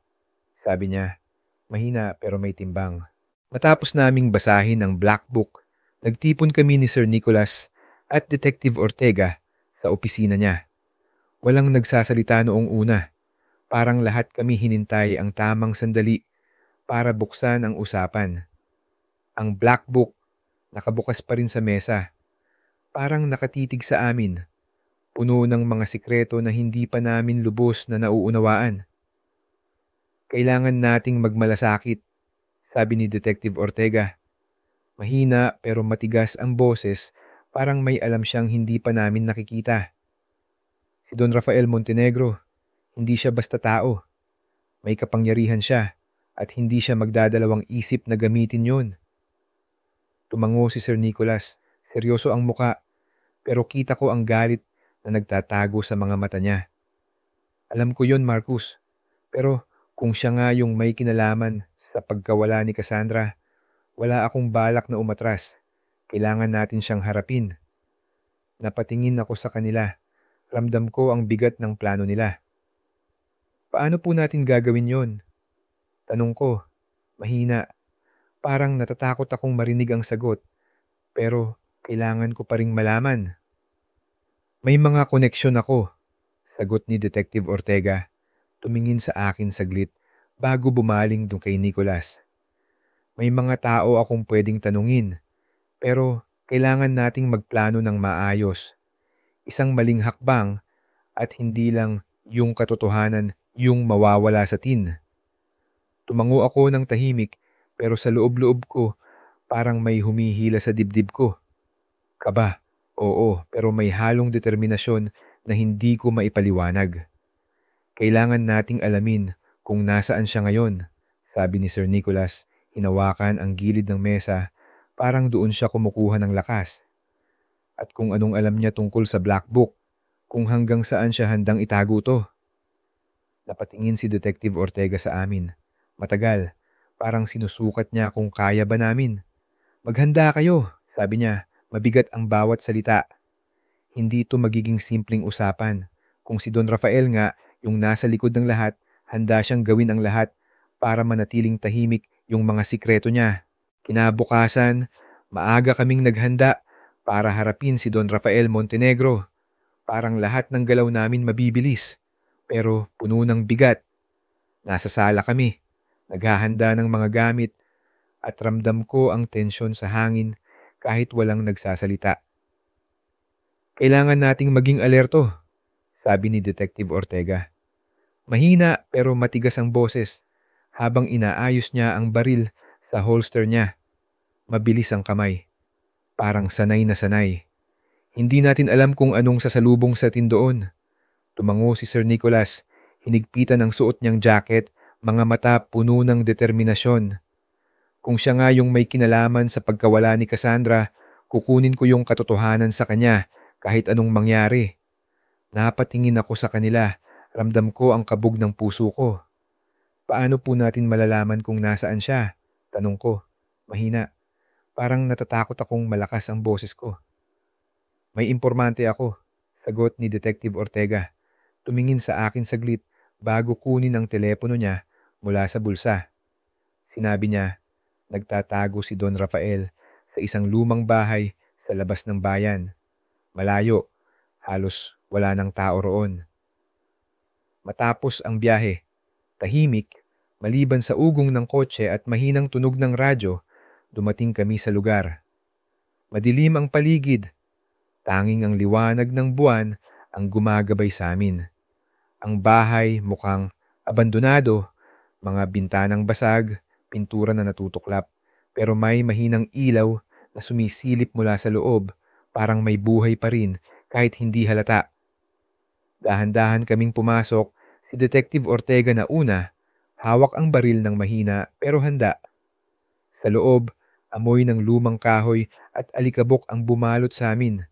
Pero sa gitna ng sala, sa isang mesang puno ng bitak, may lumang larawan, si Don Rafael, nakatayo, nakangiti ng mahina, at sa tabi niya, si Cassandra.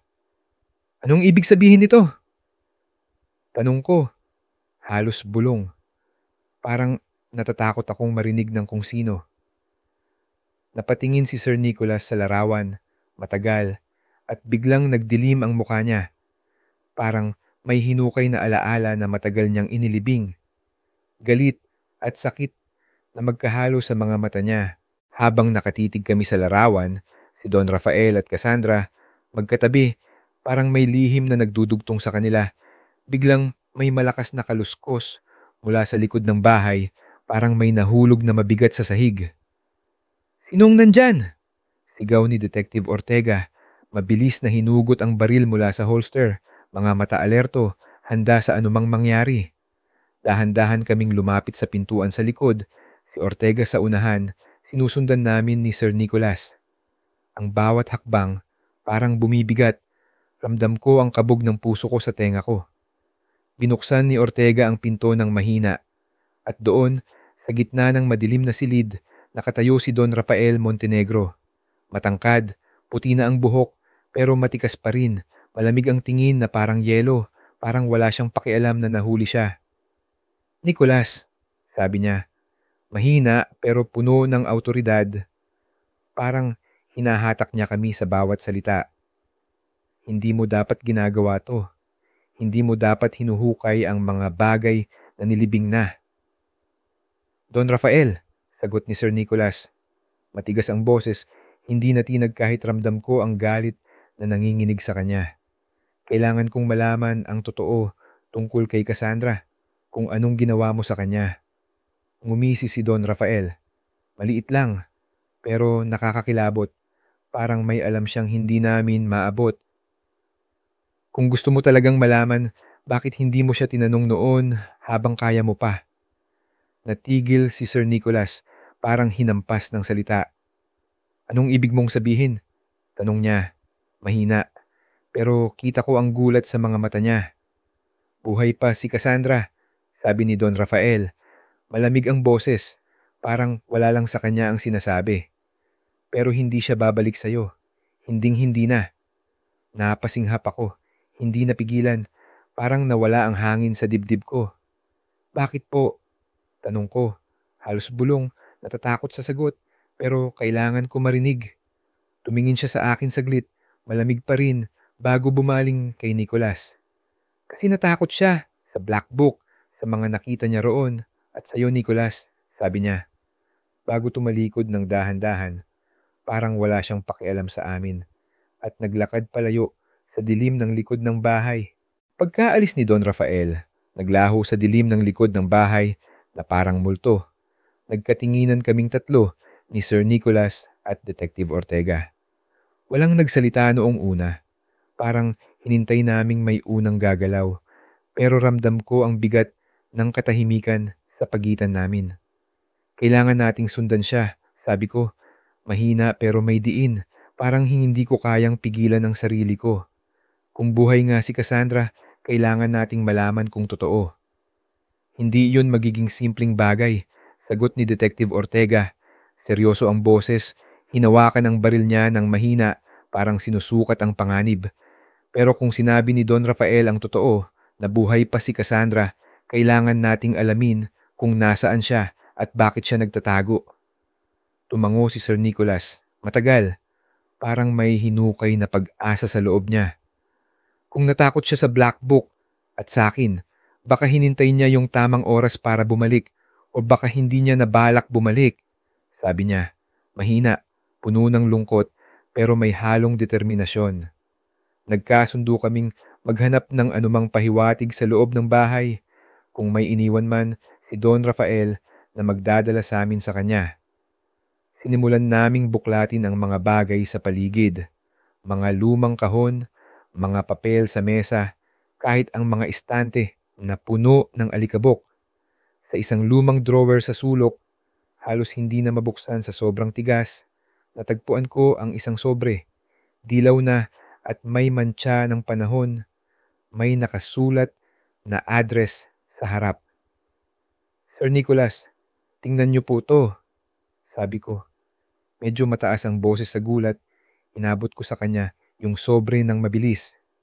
Kinuha niya yon, dahan-dahang binuksan at binasa ng tahimik. "Ito," sabi niya. Napatigil, parang hindi makapaniwala. "Ito yung resort na pag-aari ni Don Rafael, sa isla, malayo sa bayan." Napatingin si Detective Ortega sa amin. Matalim ang mga mata. "Kung nandun si Cassandra, kailangan nating pumunta roon. Ngayon na," sabi niya. Mabilis ang tono, parang wala ng oras na dapat sayangin. Nagmadali kaming pumunta sa resort ni Don Rafael. Walang oras na sinayang. Sumakay kami sa kotse ni Sir Nicholas at sa buong biyahe, ramdam ko ang tensyon sa bawat pag-ikot ng gulong. Pagdating namin sa isla, madilim na, tahimik ang paligid maliban sa mahinang alon na humahampas sa baybayin. Pero sa likod ng mga puno at bungalow, may mga anino, mga tauhan, armado ng baril, nagpapatrolya ng tahimik, parang mga multo sa gabi. Kailangan nating magmalasakit, bulong ni Detective Ortega. Hinawakan ang baril niya ng mahina, mga mata niyang matalim habang sinusuri ang paligid. Hindi tayo basta makakalapit ng walang plano. Dahan-dahan kaming sumulong, nagtatago sa mga anino ng mga puno, hanggang sa makarating kami sa pangunahing gusali ng resort. Malaki, pero mukhang matagal nang hindi ginagamit. May mga bakas ng alikabok at sira sa labas. Pumasok kami sa isang pintuan sa gilid. Si Ortega ang nauna at sa loob ng isang maliit na kwarto, natagpuan namin siya, si Cassandra. Nakaupo siya sa isang lumang silya. Mahina ang itsura, mahaba ang buhok pero magulo, parang matagal nang hindi inaalagaan. Cassandra, sabi ni Sir Nicholas, mahina, parang hindi makapaniwala. Natigil siya sa kinatatayuan niya, parang nawala ang lahat ng galaw sa katawan niya. Napatingin siya sa amin, dahan-dahan, at sa mga mata niya kita ko ang takot. Malalim, parang hindi lang kami yung kinatatakutan niya bata.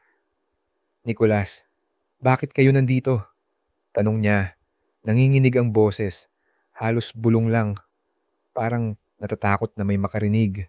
Lumapit si Sir Nicholas, mabigat ang bawat hakbang. Kailangan kong malaman ang totoo, sabi niya, puno ng emosyon ang boses, galit, lungkot at pag-asa na magkahalo. Buhay ka, bakit hindi ka bumalik? Umiling si Cassandra, napayuko, hinawakan ang mga kamay niya ng mahigpit, parang doon siya kumukuha ng lakas. Hindi ko ginusto to, Nicholas. Natakot ako. Sa black book, sa mga nakita ko roon, sa mga bagay na kaya nilang gawin para itago yon. Bago pa kami makapagtanong ulit, biglang bumukas ang pinto sa likod. Malakas, parang hinampas ng hangin. Pumasok ang mga tauhan ni Don Rafael. 3, armado, mabilis ang galaw. Lumabas kayo, sigaw ng isa. Itinutok ang baril sa amin. Tumakbo, sigaw ni Detective Ortega. Hinila ako palayo habang si Sir Nicholas tumingin kay Cassandra, parang ayaw siyang iwan. Pero wala kaming choice, tumakbo kaming palabas sa dilim ng gabi habang ang mga putok ng baril tumunog sa likod namin. Tumakbo kami palabas ng resort. Mga paa namin halos hindi na tumatama sa lupa sa sobrang bilis. Ang mga putok ng baril sa likod namin, malakas, parang hinahabol kami ng tunog.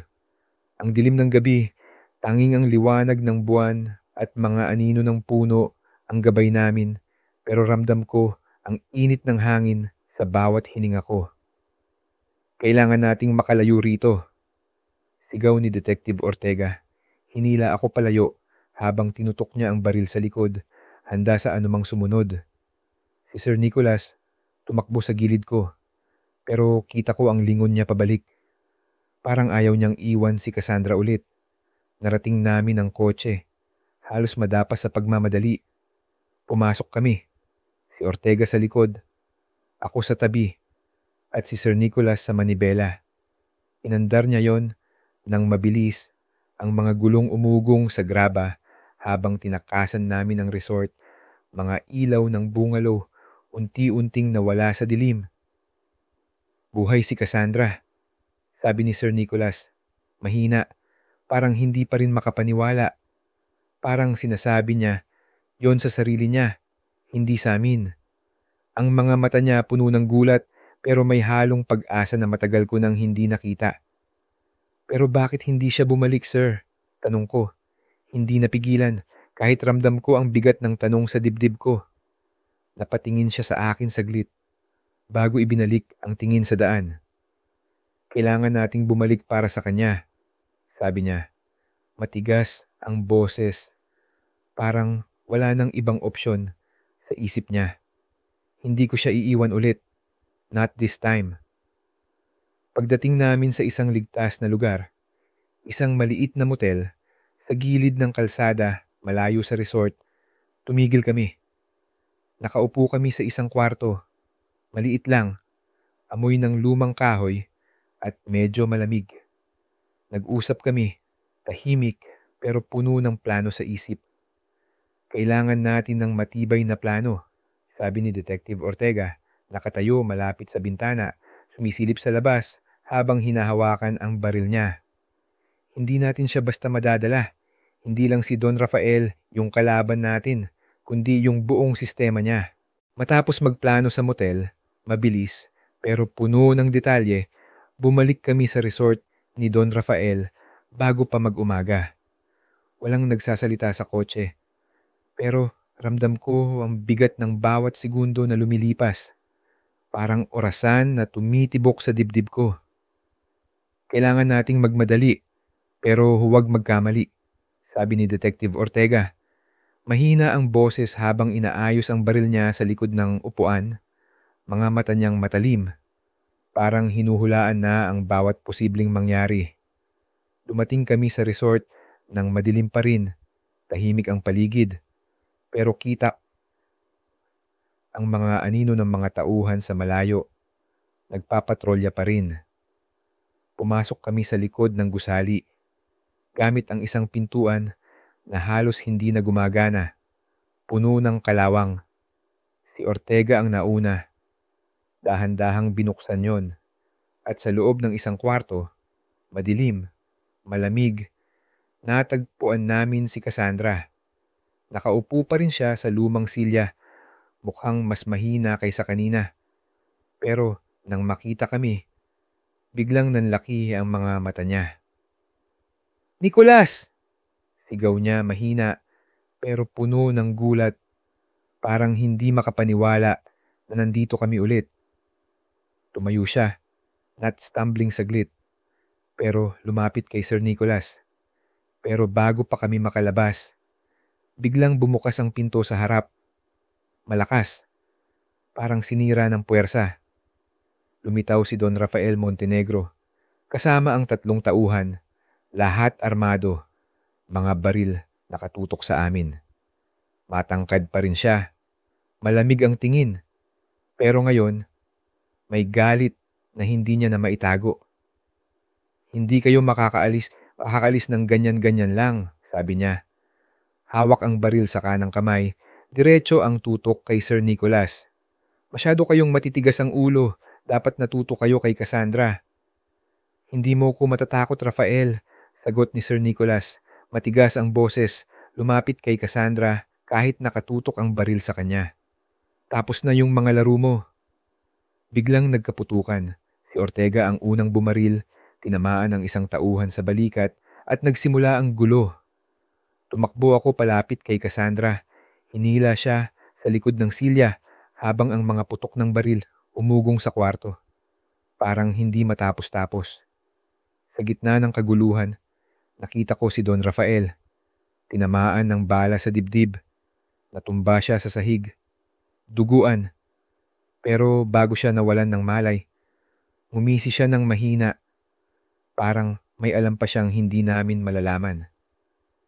Nakaalis kami kasama si Cassandra. Tumakbo kami palabas, sa dilim, hanggang sa makarating sa kotse. Pero habang nagmamaneho kami palayo, ramdam ko pa rin ang bigat. Maraming tanong na walang sagot. At kahit nakuha namin si Cassandra, parang hindi pa tapos ang lahat. Matapos makatakas mula sa resort, ang mga putok ng baril unti-unting nawala sa likod namin. Dinala namin si Cassandra pabalik sa Templeton Mansion.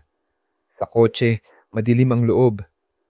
Tanging ang mahinang ugong ng makina ang naririnig. Nakaupo siya sa likod, katabi ni Detective Ortega. Nakayuko, tahimik.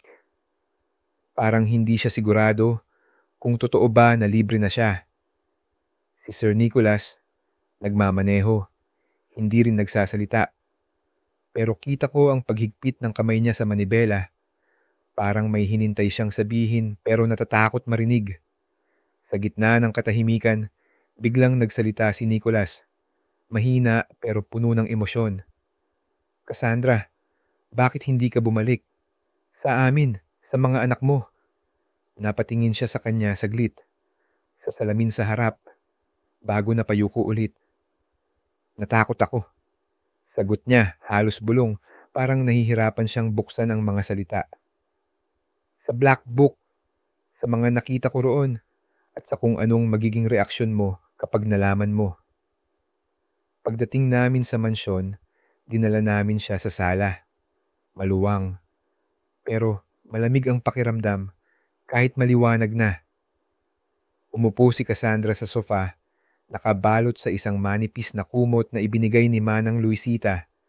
Habang kami nakatayo sa paligid niya, parang hindi pa rin makapaniwala na nandito na siya. Nag-usap kami, tahimik pero puno ng tanong sa isip. Si Don Rafael yung may kagagawa ng lahat. Sabi ni Detective Ortega, nakatayo malapit sa pintuan.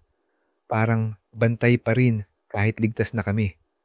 Siya yung may hawak ng black book at ginamit niya yon para kontrolin ang mga tao, kabilang si Cassandra. Napatingin si Cassandra sa amin. Dahan-dahan, parang sinusukat niya kung sasabihin ba ang susunod. Hindi lang siya, sabi niya, mahina, pero malinaw. Parang may bigat na hinukay ulit. May iba pang kasama niya. Mga tao na hindi ko kilala. Pero alam ko, mas malaki yung ginagawa nila kaysa kay Don Rafael lang. Natigil kami. Parang nagyelo ang hangin sa kwarto. Napatingin ako kay Sir Nicholas. Nanigas ang panga niya. Parang may bagong galit na sumulpot sa loob niya. Napagtanto ko, kahit nakuha na namin si Cassandra, hindi pa tapos ang laban. Parang simula pa lang to ng mas malaking kwento. Matapos makatakas mula sa resort, ang mga putok ng baril unti-unting nawala sa likod namin. Dinala namin si Cassandra pabalik sa Templeton Mansion. Sa kotse, madilim ang loob. Tanging ang mahinang ugong ng makina ang naririnig. Nakaupo siya sa likod, katabi ni Detective Ortega. Nakayuko, tahimik. Parang hindi siya sigurado kung totoo ba na libre na siya. Si Sir Nicholas, nagmamaneho, hindi rin nagsasalita. Pero kita ko ang paghigpit ng kamay niya sa manibela. Parang may hinintay siyang sabihin pero natatakot marinig. Sa gitna ng katahimikan, biglang nagsalita si Nicholas. Mahina pero puno ng emosyon. Cassandra, bakit hindi ka bumalik? Sa amin, sa mga anak mo. Napatingin siya sa kanya saglit, sa salamin sa harap, bago napayuko ulit. Natakot ako. Sagot niya, halos bulong, parang nahihirapan siyang buksan ang mga salita. Sa black book, sa mga nakita ko roon, at sa kung anong magiging reaksyon mo kapag nalaman mo. Pagdating namin sa mansyon, dinala namin siya sa sala. Maluwang, pero malamig ang pakiramdam kahit maliwanag na. Umupo si Cassandra sa sofa, nakabalot sa isang manipis na kumot na ibinigay ni Manang Luisita. Habang kami nakatayo sa paligid niya, parang hindi pa rin makapaniwala na nandito na siya. Nag-usap kami, tahimik pero puno ng tanong sa isip. Si Don Rafael yung may kagagawa ng lahat. Sabi ni Detective Ortega, nakatayo malapit sa pintuan. Parang bantay pa rin kahit ligtas na kami. Siya yung may hawak ng black book at ginamit niya yon para kontrolin ang mga tao, kabilang si Cassandra. Napatingin si Cassandra sa amin. Dahan-dahan, parang sinusukat niya kung sasabihin ba ang susunod. Hindi lang siya, sabi niya, mahina, pero malinaw. Parang may bigat na hinukay ulit. May iba pang kasama niya. Mga tao na hindi ko kilala. Pero alam ko, mas malaki yung ginagawa nila kaysa kay Don Rafael lang. Natigil kami, parang nagyelo ang hangin sa kwarto. Napatingin ako kay Sir Nicholas. Nanigas ang panga niya, parang may bagong galit na sumulpot sa loob niya. Napagtanto ko, kahit nakuha na namin si Cassandra, hindi pa tapos ang laban. Parang simula pa lang to ng mas malaking kwento. Matapos ang lahat, ang gulo, ang takot, at ang katotohanang hinukay namin mula sa dilim, nagpasya si Sir Nicholas na bitawan ang mundo na matagal niyang binuo. Sa isang umaga sa Templeton Mansion, habang nakaupo kami sa sala kasama si Cassandra at ang kambal, sinabi niya ang desisyon niya. Hindi na mahalaga ang pera o ang pangalan ng pamilya, sabi niya. Mahina pero malinaw, tinitigan si Cassandra na nakaupo sa tabi niya. Mahigpit ang hawak sa kamay ng mga anak. Ang mahalaga, ligtas kayo, kayong tatlo. Si Detective Ortega, pagkatapos ng maikling paalam, umalis na rin. Balikat niya ay mabigat pa rin ng responsibilidad. Hindi pa tapos to, sabi niya bago sumakay sa kotse niya. May mga kasama pa si Don Rafael dyan sa labas at hahanapin ko sila. Ngumiti siya sa akin ng mahina, parang sinasabing magkikita pa kami ulit bago umalis. Ako naman, pagkatapos ng ilang araw, nagpaalam na rin. Bumalik ako sa simpleng buhay ko, sa probinsya, sa pamilya ko. Pero ramdam ko, iba na ko. Hindi ko makakalimutan ang mga nangyari. Ang takot sa resort, ang tunog ng mga baril, ang mga mata ni Cassandra nang makita namin siya, at ang ngiti ng kambal nang yakapin nila ulit ang nanay nila. Bago ako umalis ng mansyon, hinintay ako ni Sir Nicholas sa may pintuan. Salamat, Kisha, sabi niya. Diretso ang tingin sa akin, puno ng pasasalamat ang boses niya. Hindi yung tipikal niyang malamig na tono, kundi tunay mula sa puso. Kung hindi dahil sa'yo, hindi ko na siguro nahanap ulit si Cassandra. Umiti ako, maliit lang, pero ramdam ko ang init sa dibdib ko. Salamat din po, sir.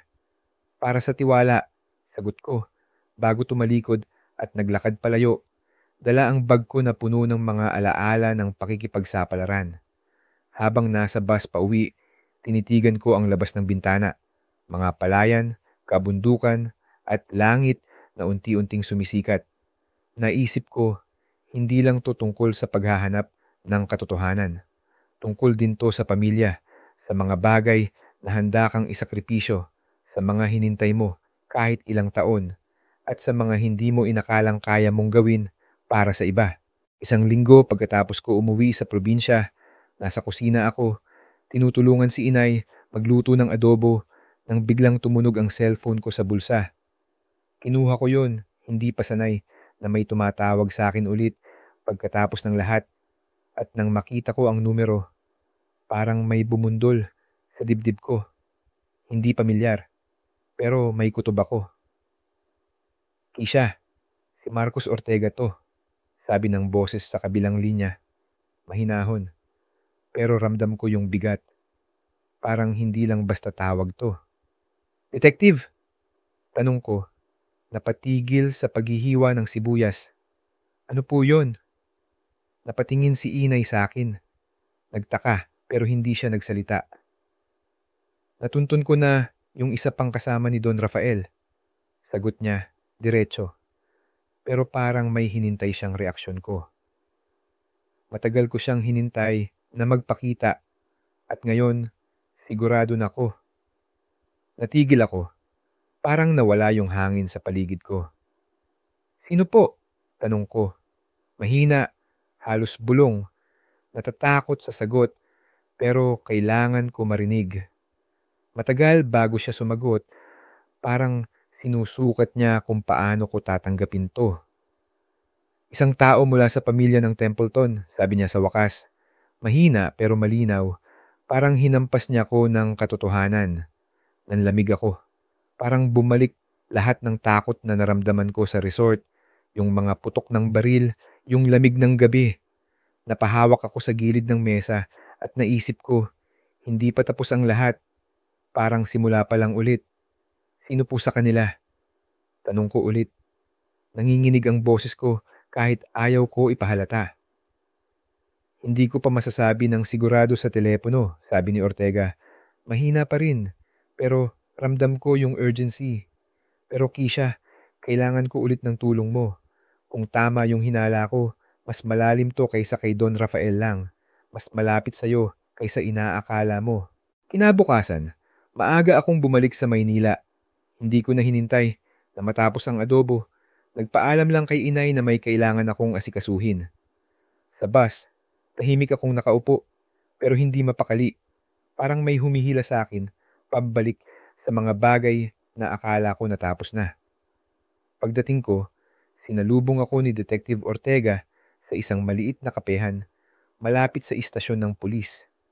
Mukha siyang pagod, pero matalim pa rin ang tingin. Parang hindi natutulog mula nang umalis siya sa mansyon. Sino po yung nasa pamilya ng Templeton? Tanong ko agad, hindi na nakapaghintay habang umupo kami sa isang sulok na mesa. Hindi ko pa masiguro. Sagot niya, hininaan ng boses. Parang natatakot na may makarinig kahit walang ibang tao sa paligid. Pero may ebidensya, mga dokumento, liham, na konektado sila kay Don Rafael. Matagal nang nagtatago to, Kisha, at mas malapit sa'yo kaysa inaakala natin. Nagpunta kami sa isang lumang bodega sa labas ng syudad. Isang lugar na mukhang matagal nang hindi ginagamit, puno ng alikabok at mga kahon na halos mabitak na sa sobrang luma. Sinabi ni Ortega na dito niya natagpuan ang mga bagong pahiwatig, mga papel na nakuha niya mula sa isang impormante. Habang binubuksan namin ang mga kahon, may nahukay akong lumang larawan. Dilaw na ang gilid, pero malinaw pa rin.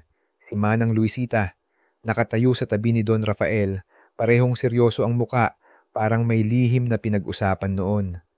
Siya ba? Tanong ko, halos hindi makapaniwala. Parang bumalik lahat ng alaala ko kay Manang, yung kabaitan niya, yung mga bulong niya sa akin. Napahawak ako sa larawan, nanginginig ang kamay ko. Napailing si Detective Ortega, pero kita ko ang pag-aalala sa mata niya. Kailangan nating malaman ang totoo, Kisha. Kung si Manang Luisita nga, kailangan nating alamin kung bakit at kung hanggang saan siya kasama rito. Sabi niya, mahina, parang may hinintay siyang mas malaking sagot. Pero bago pa kami makalabas ng bodega, biglang may malamig na bagay na tumama sa likod ko.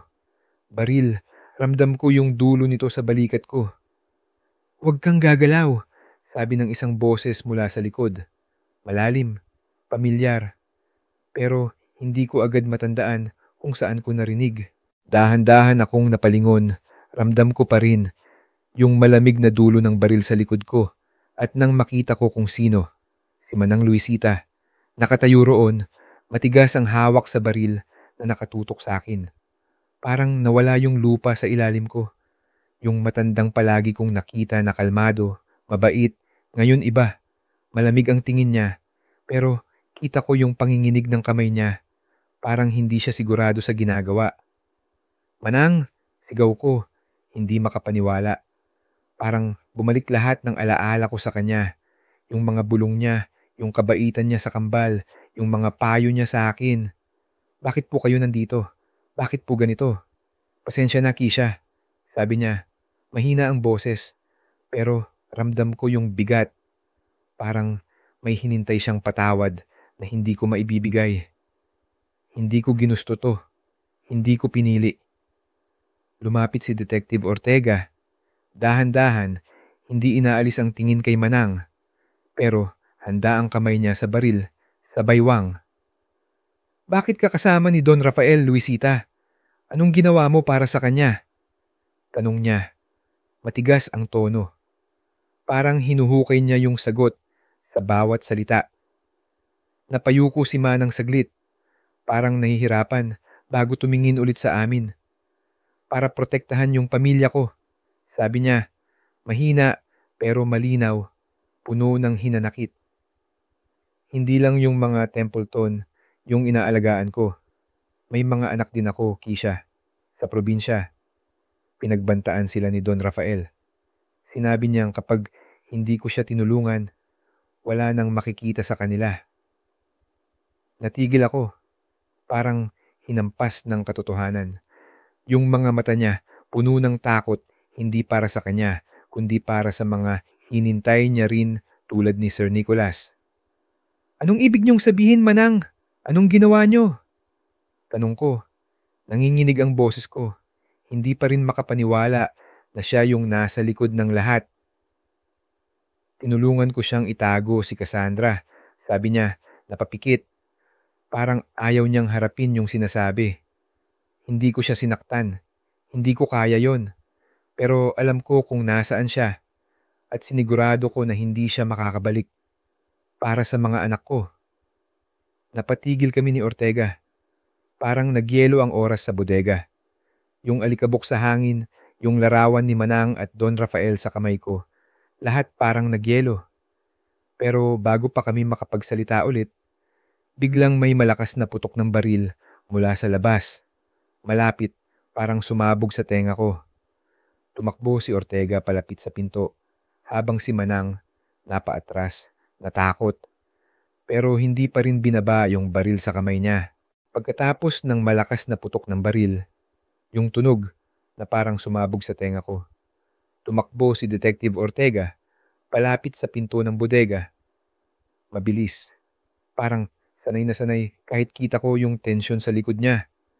Kisha, manatili ka dyan kay Manang. Sigaw niya. Hinugot ang baril niya habang sumilip sa labas. Mga mata niyang matalim kahit madilim ang paligid. Pero bago pa ako makagalaw, biglang bumukas yung pinto. Malakas, parang sinipa. Pumasok ang isang lalaki. Matangkad, may peklat sa muka, at hawak ang baril na nakatutok agad kay Manang Luisita. Huwag kang gagalaw, matanda, sabi niya.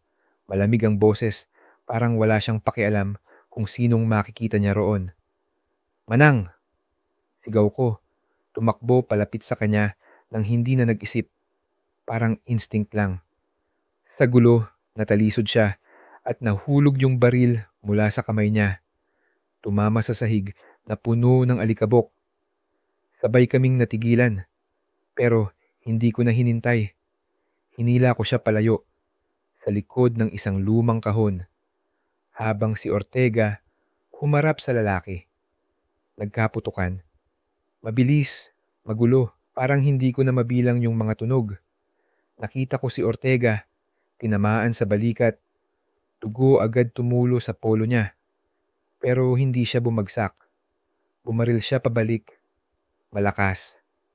At tinamaan yung lalaki sa dibdib. Natumba yon sa sahig. Duguan, hindi na gumagalaw. Kisha, tara na, sigaw ni Ortega. Kahit kita ko yung hapdi sa mukha niya, hawak ang balikat habang tumakbo palapit sa amin. Hinila ko si Manang. Nanginginig pa rin siya at tumakbo kaming tatlo palabas. Sa dilim ng gabi, sa mga damo sa labas ng bodega, hanggang sa makarating kami sa kotse niya. Sumakay kami. Inandar niya yon kahit duguan pa yung kamay niya at umalis kami.